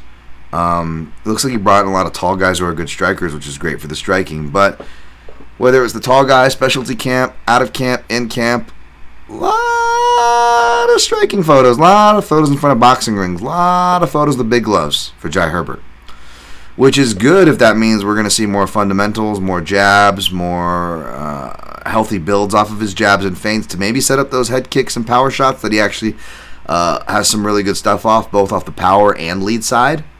That being said, what if Ziam wants to get cheeky and grapple now? Unless Ziam dominates there, which again, he's not really the type to dominate. Is he scoring takedowns? You know, how much credit is he going to be getting those from the English judges, right? You know, and agree with them or not, they're much more on board there, and they're much more toward, you know, as far as the more, I guess, newer, even though it's been since 2017 technically, but it's only been the last 3 years that we've seen a real more cognizant, surface level, socially aware movement, however you want to characterize it, move toward the most recent iteration of criteria. English judges are more on the page with each other in lockstep traditionally than the mixed markets that you do. Not dissing on the usuals in Vegas or usuals in the U.S., but the mixed markets we get in Vegas, it's much more fucking grab bag, you know, whether we're in Texas or wherever. That being said, anybody wants to play split decision props, England's not a bad market for it, you know, even though they are traditionally in lockstep. We've also, for whatever reason, in this sport, we've seen some of the most controversial decisions, whether it's air quotes controversy or actual controversy. You know, we've seen them over in England. Was it the Bisping's rematch with Hendo? You get the I don't know, whatever. I can't think of them all. Paige Lima, I don't know. You know, Storley, I don't know, whatever. Like a lot of those fights, whether multiple organizations, you can get some weird stuff going on there. So maybe he does get taken down by Faraz Ziam, and that's why he's got an advantage here on the line, because he has an advantage of the ground. But is that going to matter if he's not doing anything really effective with it? And then maybe Ziam-Herbert with the home crowd, some big shots, is able to sway some rounds his way. Yeah, it just feels like a live dog. If anything, Herbert by decision just feels like a live, because it could be a really close fight. Another fight that feels close and is pretty close by the odds, Lerone Murphy minus 140. What did he open as? Minus 163. So money coming in on Josh Culibao, a.k.a. Josh Chasubao, plus 115. I say that respectfully because I love Chasubao, clearly by looking at me, even though I don't eat it that often. And I like Josh Culibao, so that's not meant to be a diss on the guy who, 5'9" Pacific Islander guy who is weighing around my weight, getting down to the 145. If anything, this guy inspires me, man. I got to go back and watch his fight with Melsick and a couple before that. Lerone Murphy, though, is tricky, right? He was losing to Makwan in round 1, and he beats him in round 2, which is not uncommon for the general structure of Makwan fights, but the ceiling and hopes that perhaps myself, I wouldn't say like I'm like a crazy like Lerone Murphy stan, but I definitely thought he was a dark horse, and not feeling as confident about that is what I'm trying to say. As we go through, right? Now, Gabriel Santos, I know he lost his last fight, but that guy is good, man. That guy is good. I believe I don't know if that was a shorter notice fight or not, but shorter notice or full notice, that's probably a tough guy to look good against, especially Lerone Murphy, who doesn't seem like he likes to fight too much at the high pace. He likes to more control things and have his opportunistic shots. Culibao may be able to pour on optics, may be able to deny him stuff with his pace, but not beyond being hit with stuff either, right, or hurt from what I can recall.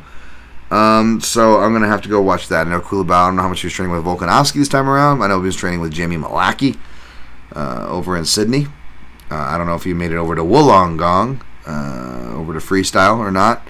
But yeah, again, man, Lerone Murphy and Nathaniel Wood, 2 English favorites with the pressure on, both talking to each other, but they got 2 Pacific Islanders who feel like live dogs. So, yeah, man, between me liking dogs and, again, I like the favorites in all those cases. It's not even personal against them.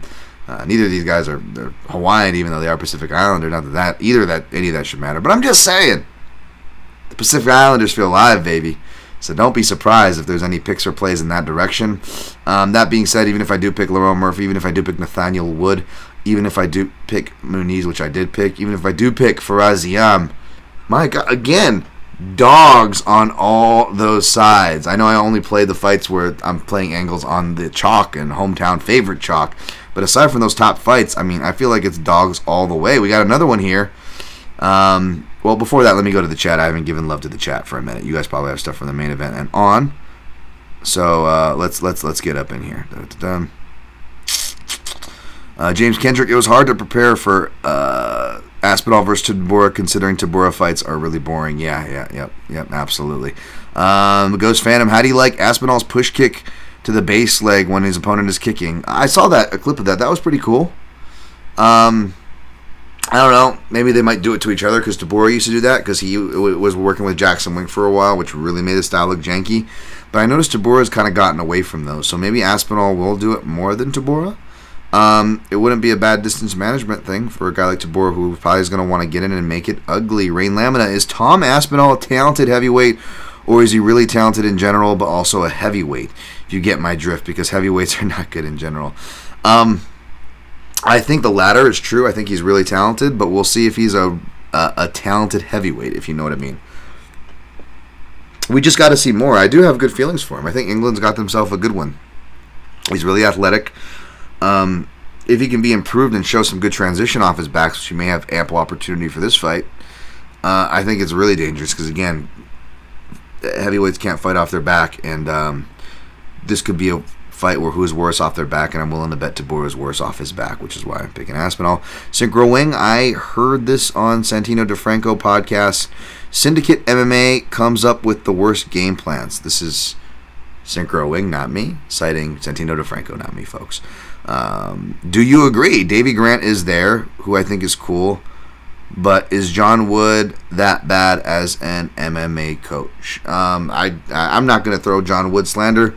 I don't think I'm like I've been been a cheerleader for him. It's a rival gym, which you could accuse me of that. But honestly, without even having a dump on the guy or playing to I'm an extreme couture guy or anything like that, I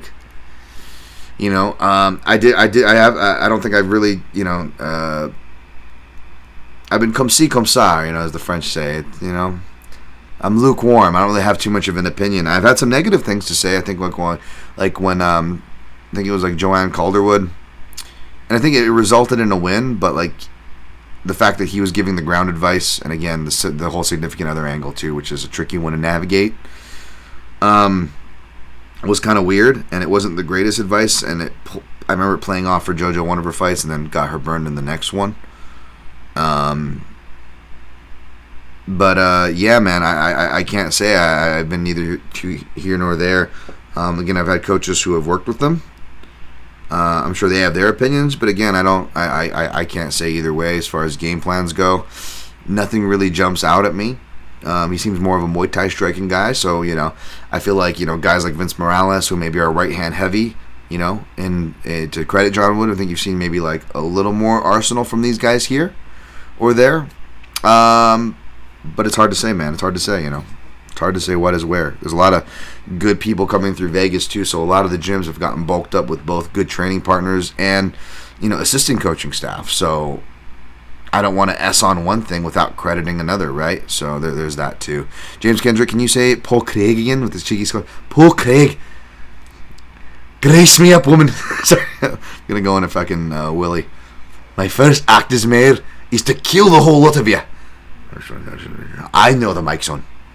That's a great episode. Sorry.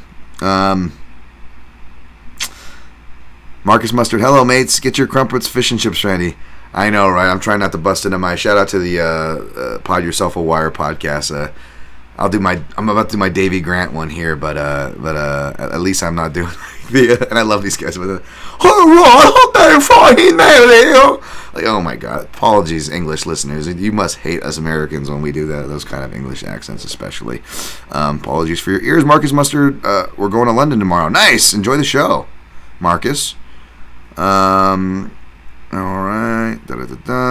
Here's an interesting question from James Kendrick. He says, why do MMA reporters ask for fighters' opinions on other fights they are not a part of? Seems like a silly practice.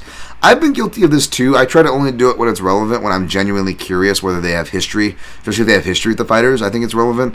I think that it becomes a trend, though, on these bigger fight cards when you don't have questions to ask. They go, what do you think of this fight? And the funny thing is, what usually precedes that, those questions usually come toward the end because they're running out of questions and they don't realize, like, you guys, you don't have to hear the sound of your own voice. We could make the scrum just shorter.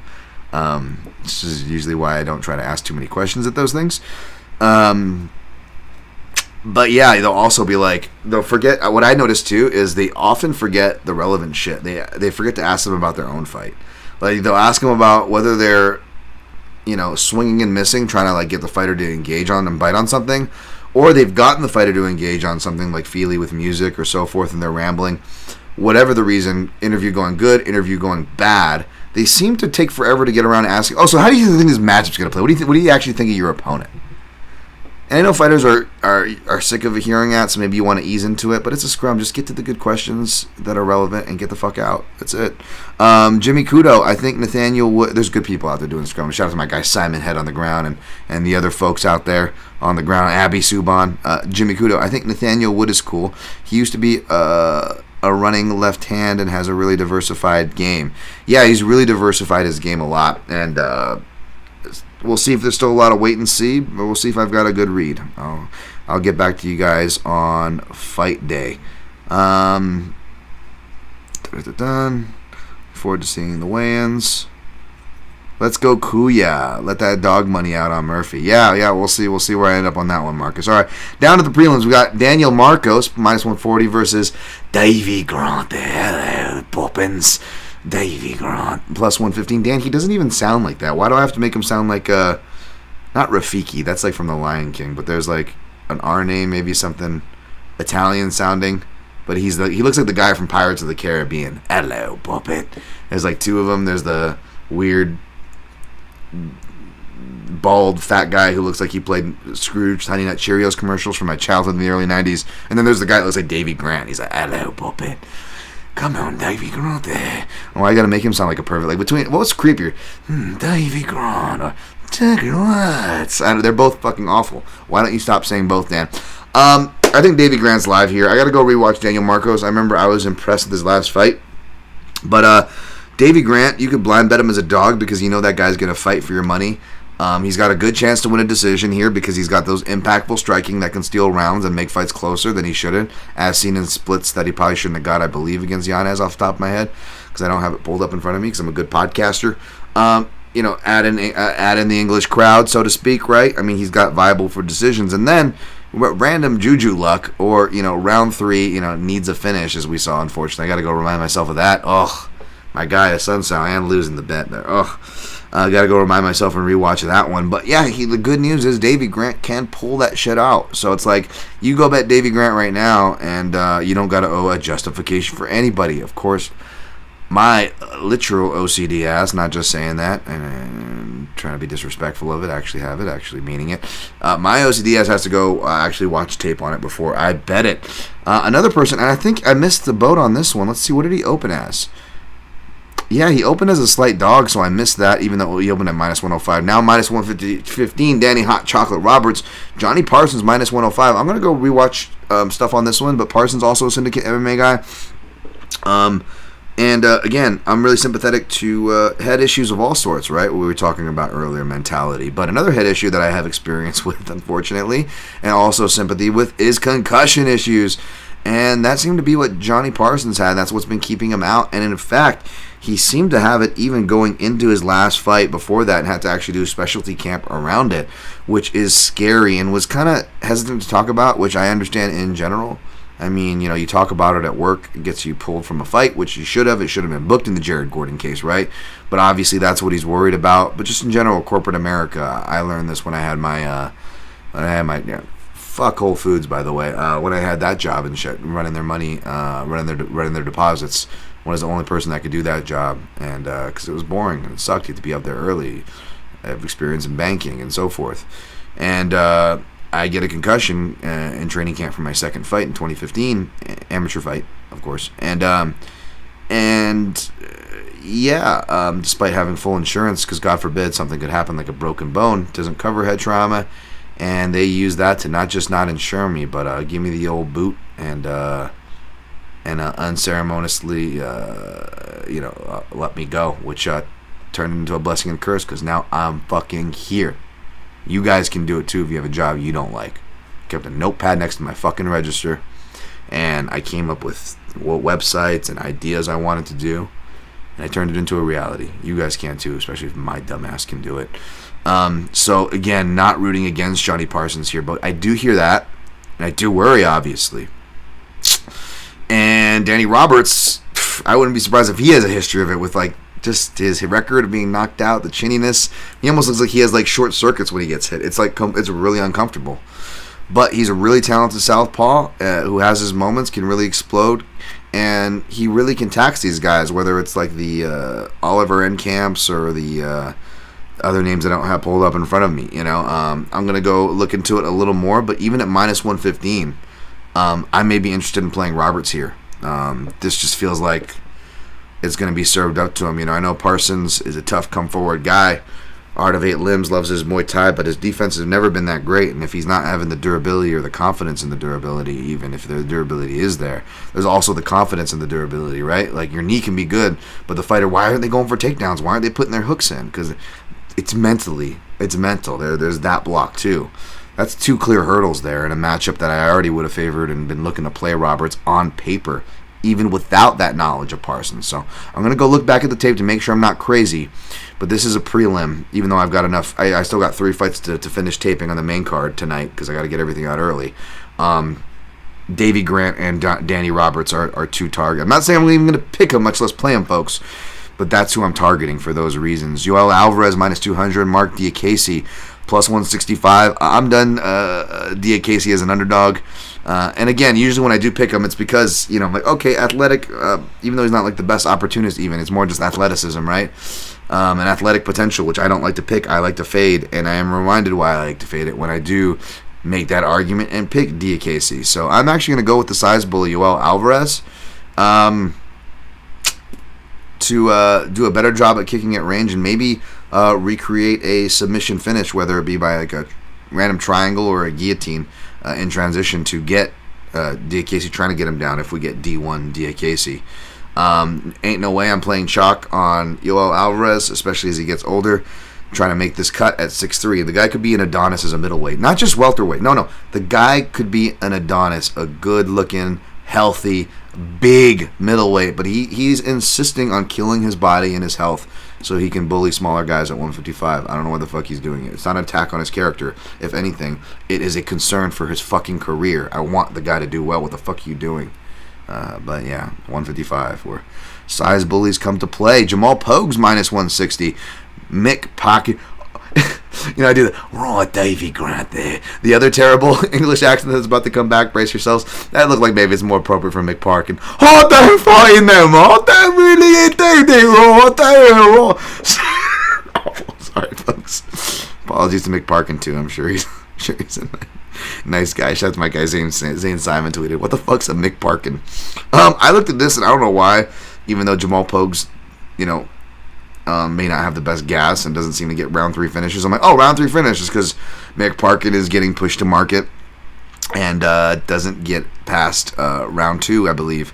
But I'm going to go back and read my contender series grading the winners, which you can read on both these guys. I've got write-ups on, and rewatch what they've done since. If there's anything been since for Mick Parkin, this might actually be his first fight since the contender series. So, I don't know. But that being said, even if I saw an angle, would I really want to take it on this fight? Like, no. I'm leaning toward Jamal-Pogues. Maybe I pick Parkin, but, like, either way, even I end up on a dog or I see an angle for the favorite. There's way too many potential spots. There's way too many fights in general. 15 fucking fights. Fucking never stops. To really care about this fight. Third fight for the South, by the way, Johnny Parsons. I don't think he's faced at UFC levels. Southpaw. If he did, I gotta imagine it's a short list. And the only other Southpaw for the Southpaw report, we got Brian Barberena, baby, making a return to his regional days at middleweight, plus 275, with Mahmoud, baby. Mahmoud. What's he been doing, huh? What's he been up to? What's he been making his money? Minus 350. Easy, Dan. Easy. Yeah, I don't like this fight. I love Brian Barberena. I don't like him going back up to middleweight, though. Lest we not forget, even though it doesn't matter, but people are going to miss this. Brian Barberena is actually primarily a middleweight in his regional career, and that's actually where he accrued most of his regional titles, was at middleweight. That being said, regional middleweight is a huge wasteland. And it's like, I remember all right, Dan, you got to cut down to 55 or 45, and, we'd go to the Tough Enoughs back in, the Ronda Rousey days when Tough Enough still had a ring. Watching fights with my guy Jimmy Jones, and I'd just be like, yo, the guys in your divisions look actually good. Why don't I fight at middleweight and just, not cut weight, just walk in, 179, 182, and, because these guys look trash, I think I could actually beat these guys. So, again, Barberena did fight middleweight regional, but he fought middleweight regional. So, yeah, I don't know. I got to look more into this. I got to look more into Brian's socials, actually, and get to look into it. Because he already is kind of dad body, which I love. So that's why I love him. But yeah, I don't know. Obviously, Mahmoud, the only southpaw offhand, was the one he lost to, Gerald Mearshart. I don't know if he's fought or won since then. I'll actually click on a record for once instead of talking out of my ass here. Mahmoud, baby. Kyle Bahio, actually, yeah, he had that loss there. Which was via grappling there. And Barberena, of course, should be coming off of a lost to Gunnar Nelson. Oof, that was sad and disappointing. Yeah, I don't know what he's doing. Yeah, hard to get behind Barberena. I'm talking about dogs, and dog is live, even if I pick the favorite. Yeah, man. I mean, my heart's with Barberena, but I'm leaning to Muradov, and I wouldn't. I don't know. Who knows? Maybe you sprinkle Barberena round 3 just if you get a stupid number on it just for fun. But yeah, I'll probably be picking Muradov begrudgingly. Ketlin Vieira minus 150. Kianzad plus 125. Money coming in on Kianzad, which means I'm not crazy because I'm leaning to Kianzad. She's one of the dogs I probably picked as a dog the most and never played. And I've been right on so many Kianzad fights, whether she's a dog or a favorite, and I just never play it. So I don't know if I'm going to get around to it again. 6 fights, still 3 to go, plus 2 more I want to look into for potential plays on the prelims. 6 fights total, including prelims and remainder of the main card. If I add in a potential Penny Kianzad play, because I'm OCD and I'm going to want to research it. Man, but yeah, I'm probably going to be picking Kianzad for sure on Toutmaster and in general. We'll see if I play her. Next fight, Chris Duncan, minus 160. Duncan-Ashmouz, plus 130. Ashmouz also a live dog. Not sure if I'm going to research it or play it, and the reason why I'm saying it is because I believe he actually opened as a favorite, so not crazy for me to say a live dog, and not crazy for you to play Ashmouz, because whenever there's a line flip, yep, he opened at minus 133. You almost have a complete line flip here. You don't owe it to anybody. You can go and play that. Bet against the public. Your betting value. All those things are good. I trust the odds makers more than the public, as much as we love to fade and criticize their lines. But yeah, we'll see. I would be playing with the public there with the one before that, though, with Kianzad. So who else? Who knows? Bruna Brazil minus 125. More money coming on her opposite Shauna Bannon. This makes me feel like I want to fade Shauna Bannon because it's like, oh, she's the new hot thing coming in town, and Bruna Brazil more proven. But is she really more proven? You know. I haven't seen too much on Shauna Bannon. Got love for the Taekwondo background and the TMA background. She kind of has that Michelle Watterson thing where she's like more traditional martial arts, league leg kicks and stuff from her southpaw. And then the more MMA fundamentally trained kickboxing, striking. She's also got kickboxing background as well. A bunch of those things. It's always hard to say that ISKAs and all those things. It's like how many women were in the division, how good were they, yada yada. But yet she does have the accolades. She put the time in, and that's probably where her orthodox stance was developed because she has more traditional attacks from there. Switches kind of, without too much process. She's been working a lot with Molly McCann. So we'll see. At least you're training with people that are on the card. At least that's good for both of them. I'll lean Bannon just because, again, live underdogs feel throughout this card, and I didn't like what I saw out of Bruna Brazil from what I remember. But even if I pick Bannon, I don't think I'll be playing that. This is the dog that's safe to say that even if I pick it, I won't be playing it. Lastly, but not leastly, Jafel Filho, minus 135. Come back on Filho-Barez, plus 110. I haven't looked into this fight. I'll go Jafel Filho because he's the guy I remember. He's the guy who's favored, probably for that reason. Who knows? We'll see. But first fight on the prelim, you guys know I'm not going to get to it. I'm not going to. Don't look to me too much for that one. All right. What time did we do? We'll clean up the chat. 1:45. 5 and break down. Let's clean up the chat, shall we? And then we'll recap Pixel Plays and get the fuck out of here. This was a long one. Good thing I skipped reviews, which, by the way, thank you for the positive ratings and reviews on iTunes. Please leave those. There's been recent ones. I'm going to shout you guys out, I promise. MixedMartialAnalyst.com. Click-throughs for Amazon are on it. God forbid you shop there. If you do, ease your conscience. You just go to MixedMartialAnalyst.com. Click the banner that's to the right. Scroll down. Toggle to the right if you're on the mobile. See that, click it through. Everything will be, it won't give me any of your information, but if you do shop through Amazon, it'll tell me what's purchased, not by who, none of your information. I will read that, though, anecdotally and funnily enough, on a soon-coming episode. All right, chat cleanup. Marcus Mustard, appreciate you, my guy. You says, what did you say? You said something about Pogues that I wanted to read. This one is all Muniz here for me, but gamble at your own risk against the Bear Jew. Absolutely well said. Says, I like Pogues, Marcus Mustard says, to spoil the British homecoming here. Yeah, he's favored too, so I wouldn't be surprised. James Kendrick is training with people on the card an advantage or disadvantage. I like it. I would like to think it's an advantage because there's a lot of fighters who like Muniz and Berju, for example, they just look like they're training with a bunch of random dudes. I didn't recognize anybody they're training with, right? So it gets real dangerous. Sometimes what does that really mean, right? Does it mean anything at all? How much does that really affect it?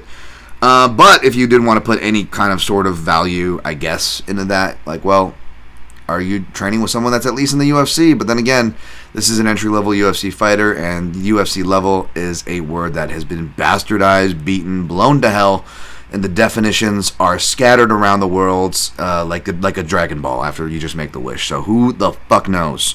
Who the fuck knows, really? All right, recapping.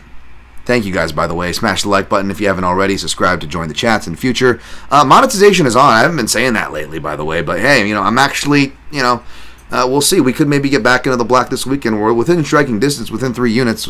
We're, technically 4 official winning nights in a row. So any tips, appreciations, again, not priority, no exclusivity. I'll give you guys love. I appreciate you guys either way. We'll cite you in the chat either way. But Super Chats donations are on for live listeners, or if you're listening after the fact, or if you listen live or listen after the fact, took my advice, made some plays, and you want to come back and tip, you're like, I forgot the PayPal shit. I'll just do this super chat YouTube stuff. You could do that too. It's fine. All right. Taking Aspinall, a.k.a. Aspinall, baby, over Tybura. No Blagoy, so I have to use that weird voice now for Tybura. Rest in peace, Blagoy. Danny's not dead. Taking Molly McCann, fucking Elbrad, over Julija-Stoliarenko. Taking, I don't know, we'll see where I end up with Wood-Fili. Check me at Dan Tom MMA. Probably taking Muniz begrudgingly, but it's Bear Jew or pass from a betting line. Leaning toward Herbert, maybe. We'll see. But check me on my quick picks and prognostications on fight day. See if I end up with Faraz Ziam. Maybe leaning toward Chelsea Culibao for an upset over Murphy. But check me on as I say that and tease the dog, who comes over, Brownie? You put a paw on me. Oh, and she's in screen. Oh, is it Josh Culibao time? Or is it Josh Culibao time? Huh, Big Stink? Look over there, Stinks. Look. There you go. She's like, I fucking am out. All right. What about my pick over Davy Grant over Marcos, Brownie? Are we liking that? Definitely leaning that way. Check me on picks to see if it makes it official / a play, but I'm definitely leaning toward Davy Grant. Not officially a dog anymore. Roberts over Parsons. I'm definitely leaning that way. We'll see if I play it and pull the trigger, and if it's too late to pull the trigger by the time I get to it, right? Nothing for my prop squad yet, too, so I got to get something for that. Hopefully I'll find something in tonight's study. Leaning toward, I'm confident enough to say I'm leaning toward Alvarez over Diakiese. There definitely won't be a play. Probably won't be a change-up and pick either. Leaning toward Pogues over Parkin, regardless of what ends up being the pick. I can confidently say there probably won't be a play. Feels like it's Barberena or bust. Harps with Barberena, but as an analyst, I probably got to officially pick Muradov over Barberena. So don't be surprised to see that pick and a no play, unless you want to play like Barberena round 3 just for fun odds. Definitely leaning toward Kianzad, and I should just blind bet her automatically, just for the simple fact of my good track record with her and failure both of last week and with her in particularly of not trusting my balls. But again, just like I was worried about walking into the trap last week, do I do it with this week? If I was worried about, getting greedy like a Tony Hawk Pro Skater grind combo, getting greedy, Dan. You were worried about getting to 4. Are you really going to get to 5? Huh? And are you going to do that classic overcompensation where, my leans hit. Now I'm going to go 4. I'm not going to trust my balls this week. And you go right into a fucking London card fight night and you get your ass chewed out to you. Like the last London card. I don't even know if I lost Landis London card, but that probably just sounds about right? Going with the odds here. Scary, right? That's what's playing in my head right now. But yeah, taking Kianzad over Vieira. Leaning Ashmouz over Duncan, but check me on fights, quick picks and or check me on at Dan Tom MMA, where I post my picks on fight day on Twitter, as long as it's still around. Leaning toward Bannon over Brazil, but no matter what I pick on there, that's not one I want to get invested on. And leaning toward Filho over Barez, who is a favorite. So yeah, probably going to be a majority underdogs, or at least half underdogs as far as picks. That being said, on my official play so far, officially only on the top 2 favorites. Aspinall round 1 plus 100, 1.25 units. Aspinall round 1 plus 500, 0.20 units. That's 20 ducats. That's just under 1.5 unit exposure total for Aspinall. And on the next fight, we got McCann-Stoliarenko under 2.5 rounds for minus 150 at 1.5 units. And, of course, I sprinkled on McCann plus 650 round 2. I think plus 1,100 was the number I gave out earlier, round 3. Both those 0.17 U for a potential bonus return. And that's all I got. Again, going to look to target... Maybe I target something on the Fili as a dog. Maybe I target Ziam-Herbert by decision. Maybe Josh Culibao by decision. Just Davy Grant money line, because who knows how that guy can win, right? Danny Roberts money line is something else I'm going to be looking maybe to possibly target. Kianzad money line is a dog, something I'm going to be looking to possibly target, possibly Kianzad by decision. Maybe one of those decision props, if I end up liking the pick, will at least make for a sprinkle if I don't do a money line play. Will account for my prop squad, but stay tuned to Action Network, especially on fight day. Tons of good content over on the Action Network, on the Action app, where I officially track all my shit. That's right, baby. Public going through the work, showing my work, counting for my work, posting for my work, over half a decade, but that's right, this year, even going further, doing the third-party tricking on top of it. Follow me there, at Dan Tom MMA. Thank you all. I wrote Fast and the Furious and Race Wars is because back at UFC 290, all their promos were looking like, they just looked like Fast and the Furious trailers, like they just strung together trash, essentially. And the funny thing is, Fast and the Furious was originally called Race Wars. And on that night of UFC 290, of course, they sanctioned the race war with Dricus du Plessis and Israel Adesanya. So I just found that was funny. That, oh yeah, we really do have race wars. It came full circle. I don't know why I felt like I needed to make a note on that. But thank you guys. Much love. Thanks for the likes. Thanks for the subscriptions. And boys, Dogs Are Live. That Aspinall round 1 sub sounds like a good prop squad. You know what? Maybe I will use that. We'll see if someone already took that. I'll check my thread. Thank you, boys. Thank you, Marcus Mustard. Appreciate that. Yes, good luck to you, sir. Good luck to all of you. Good luck on your picks and plays, and of course, always protect your neck.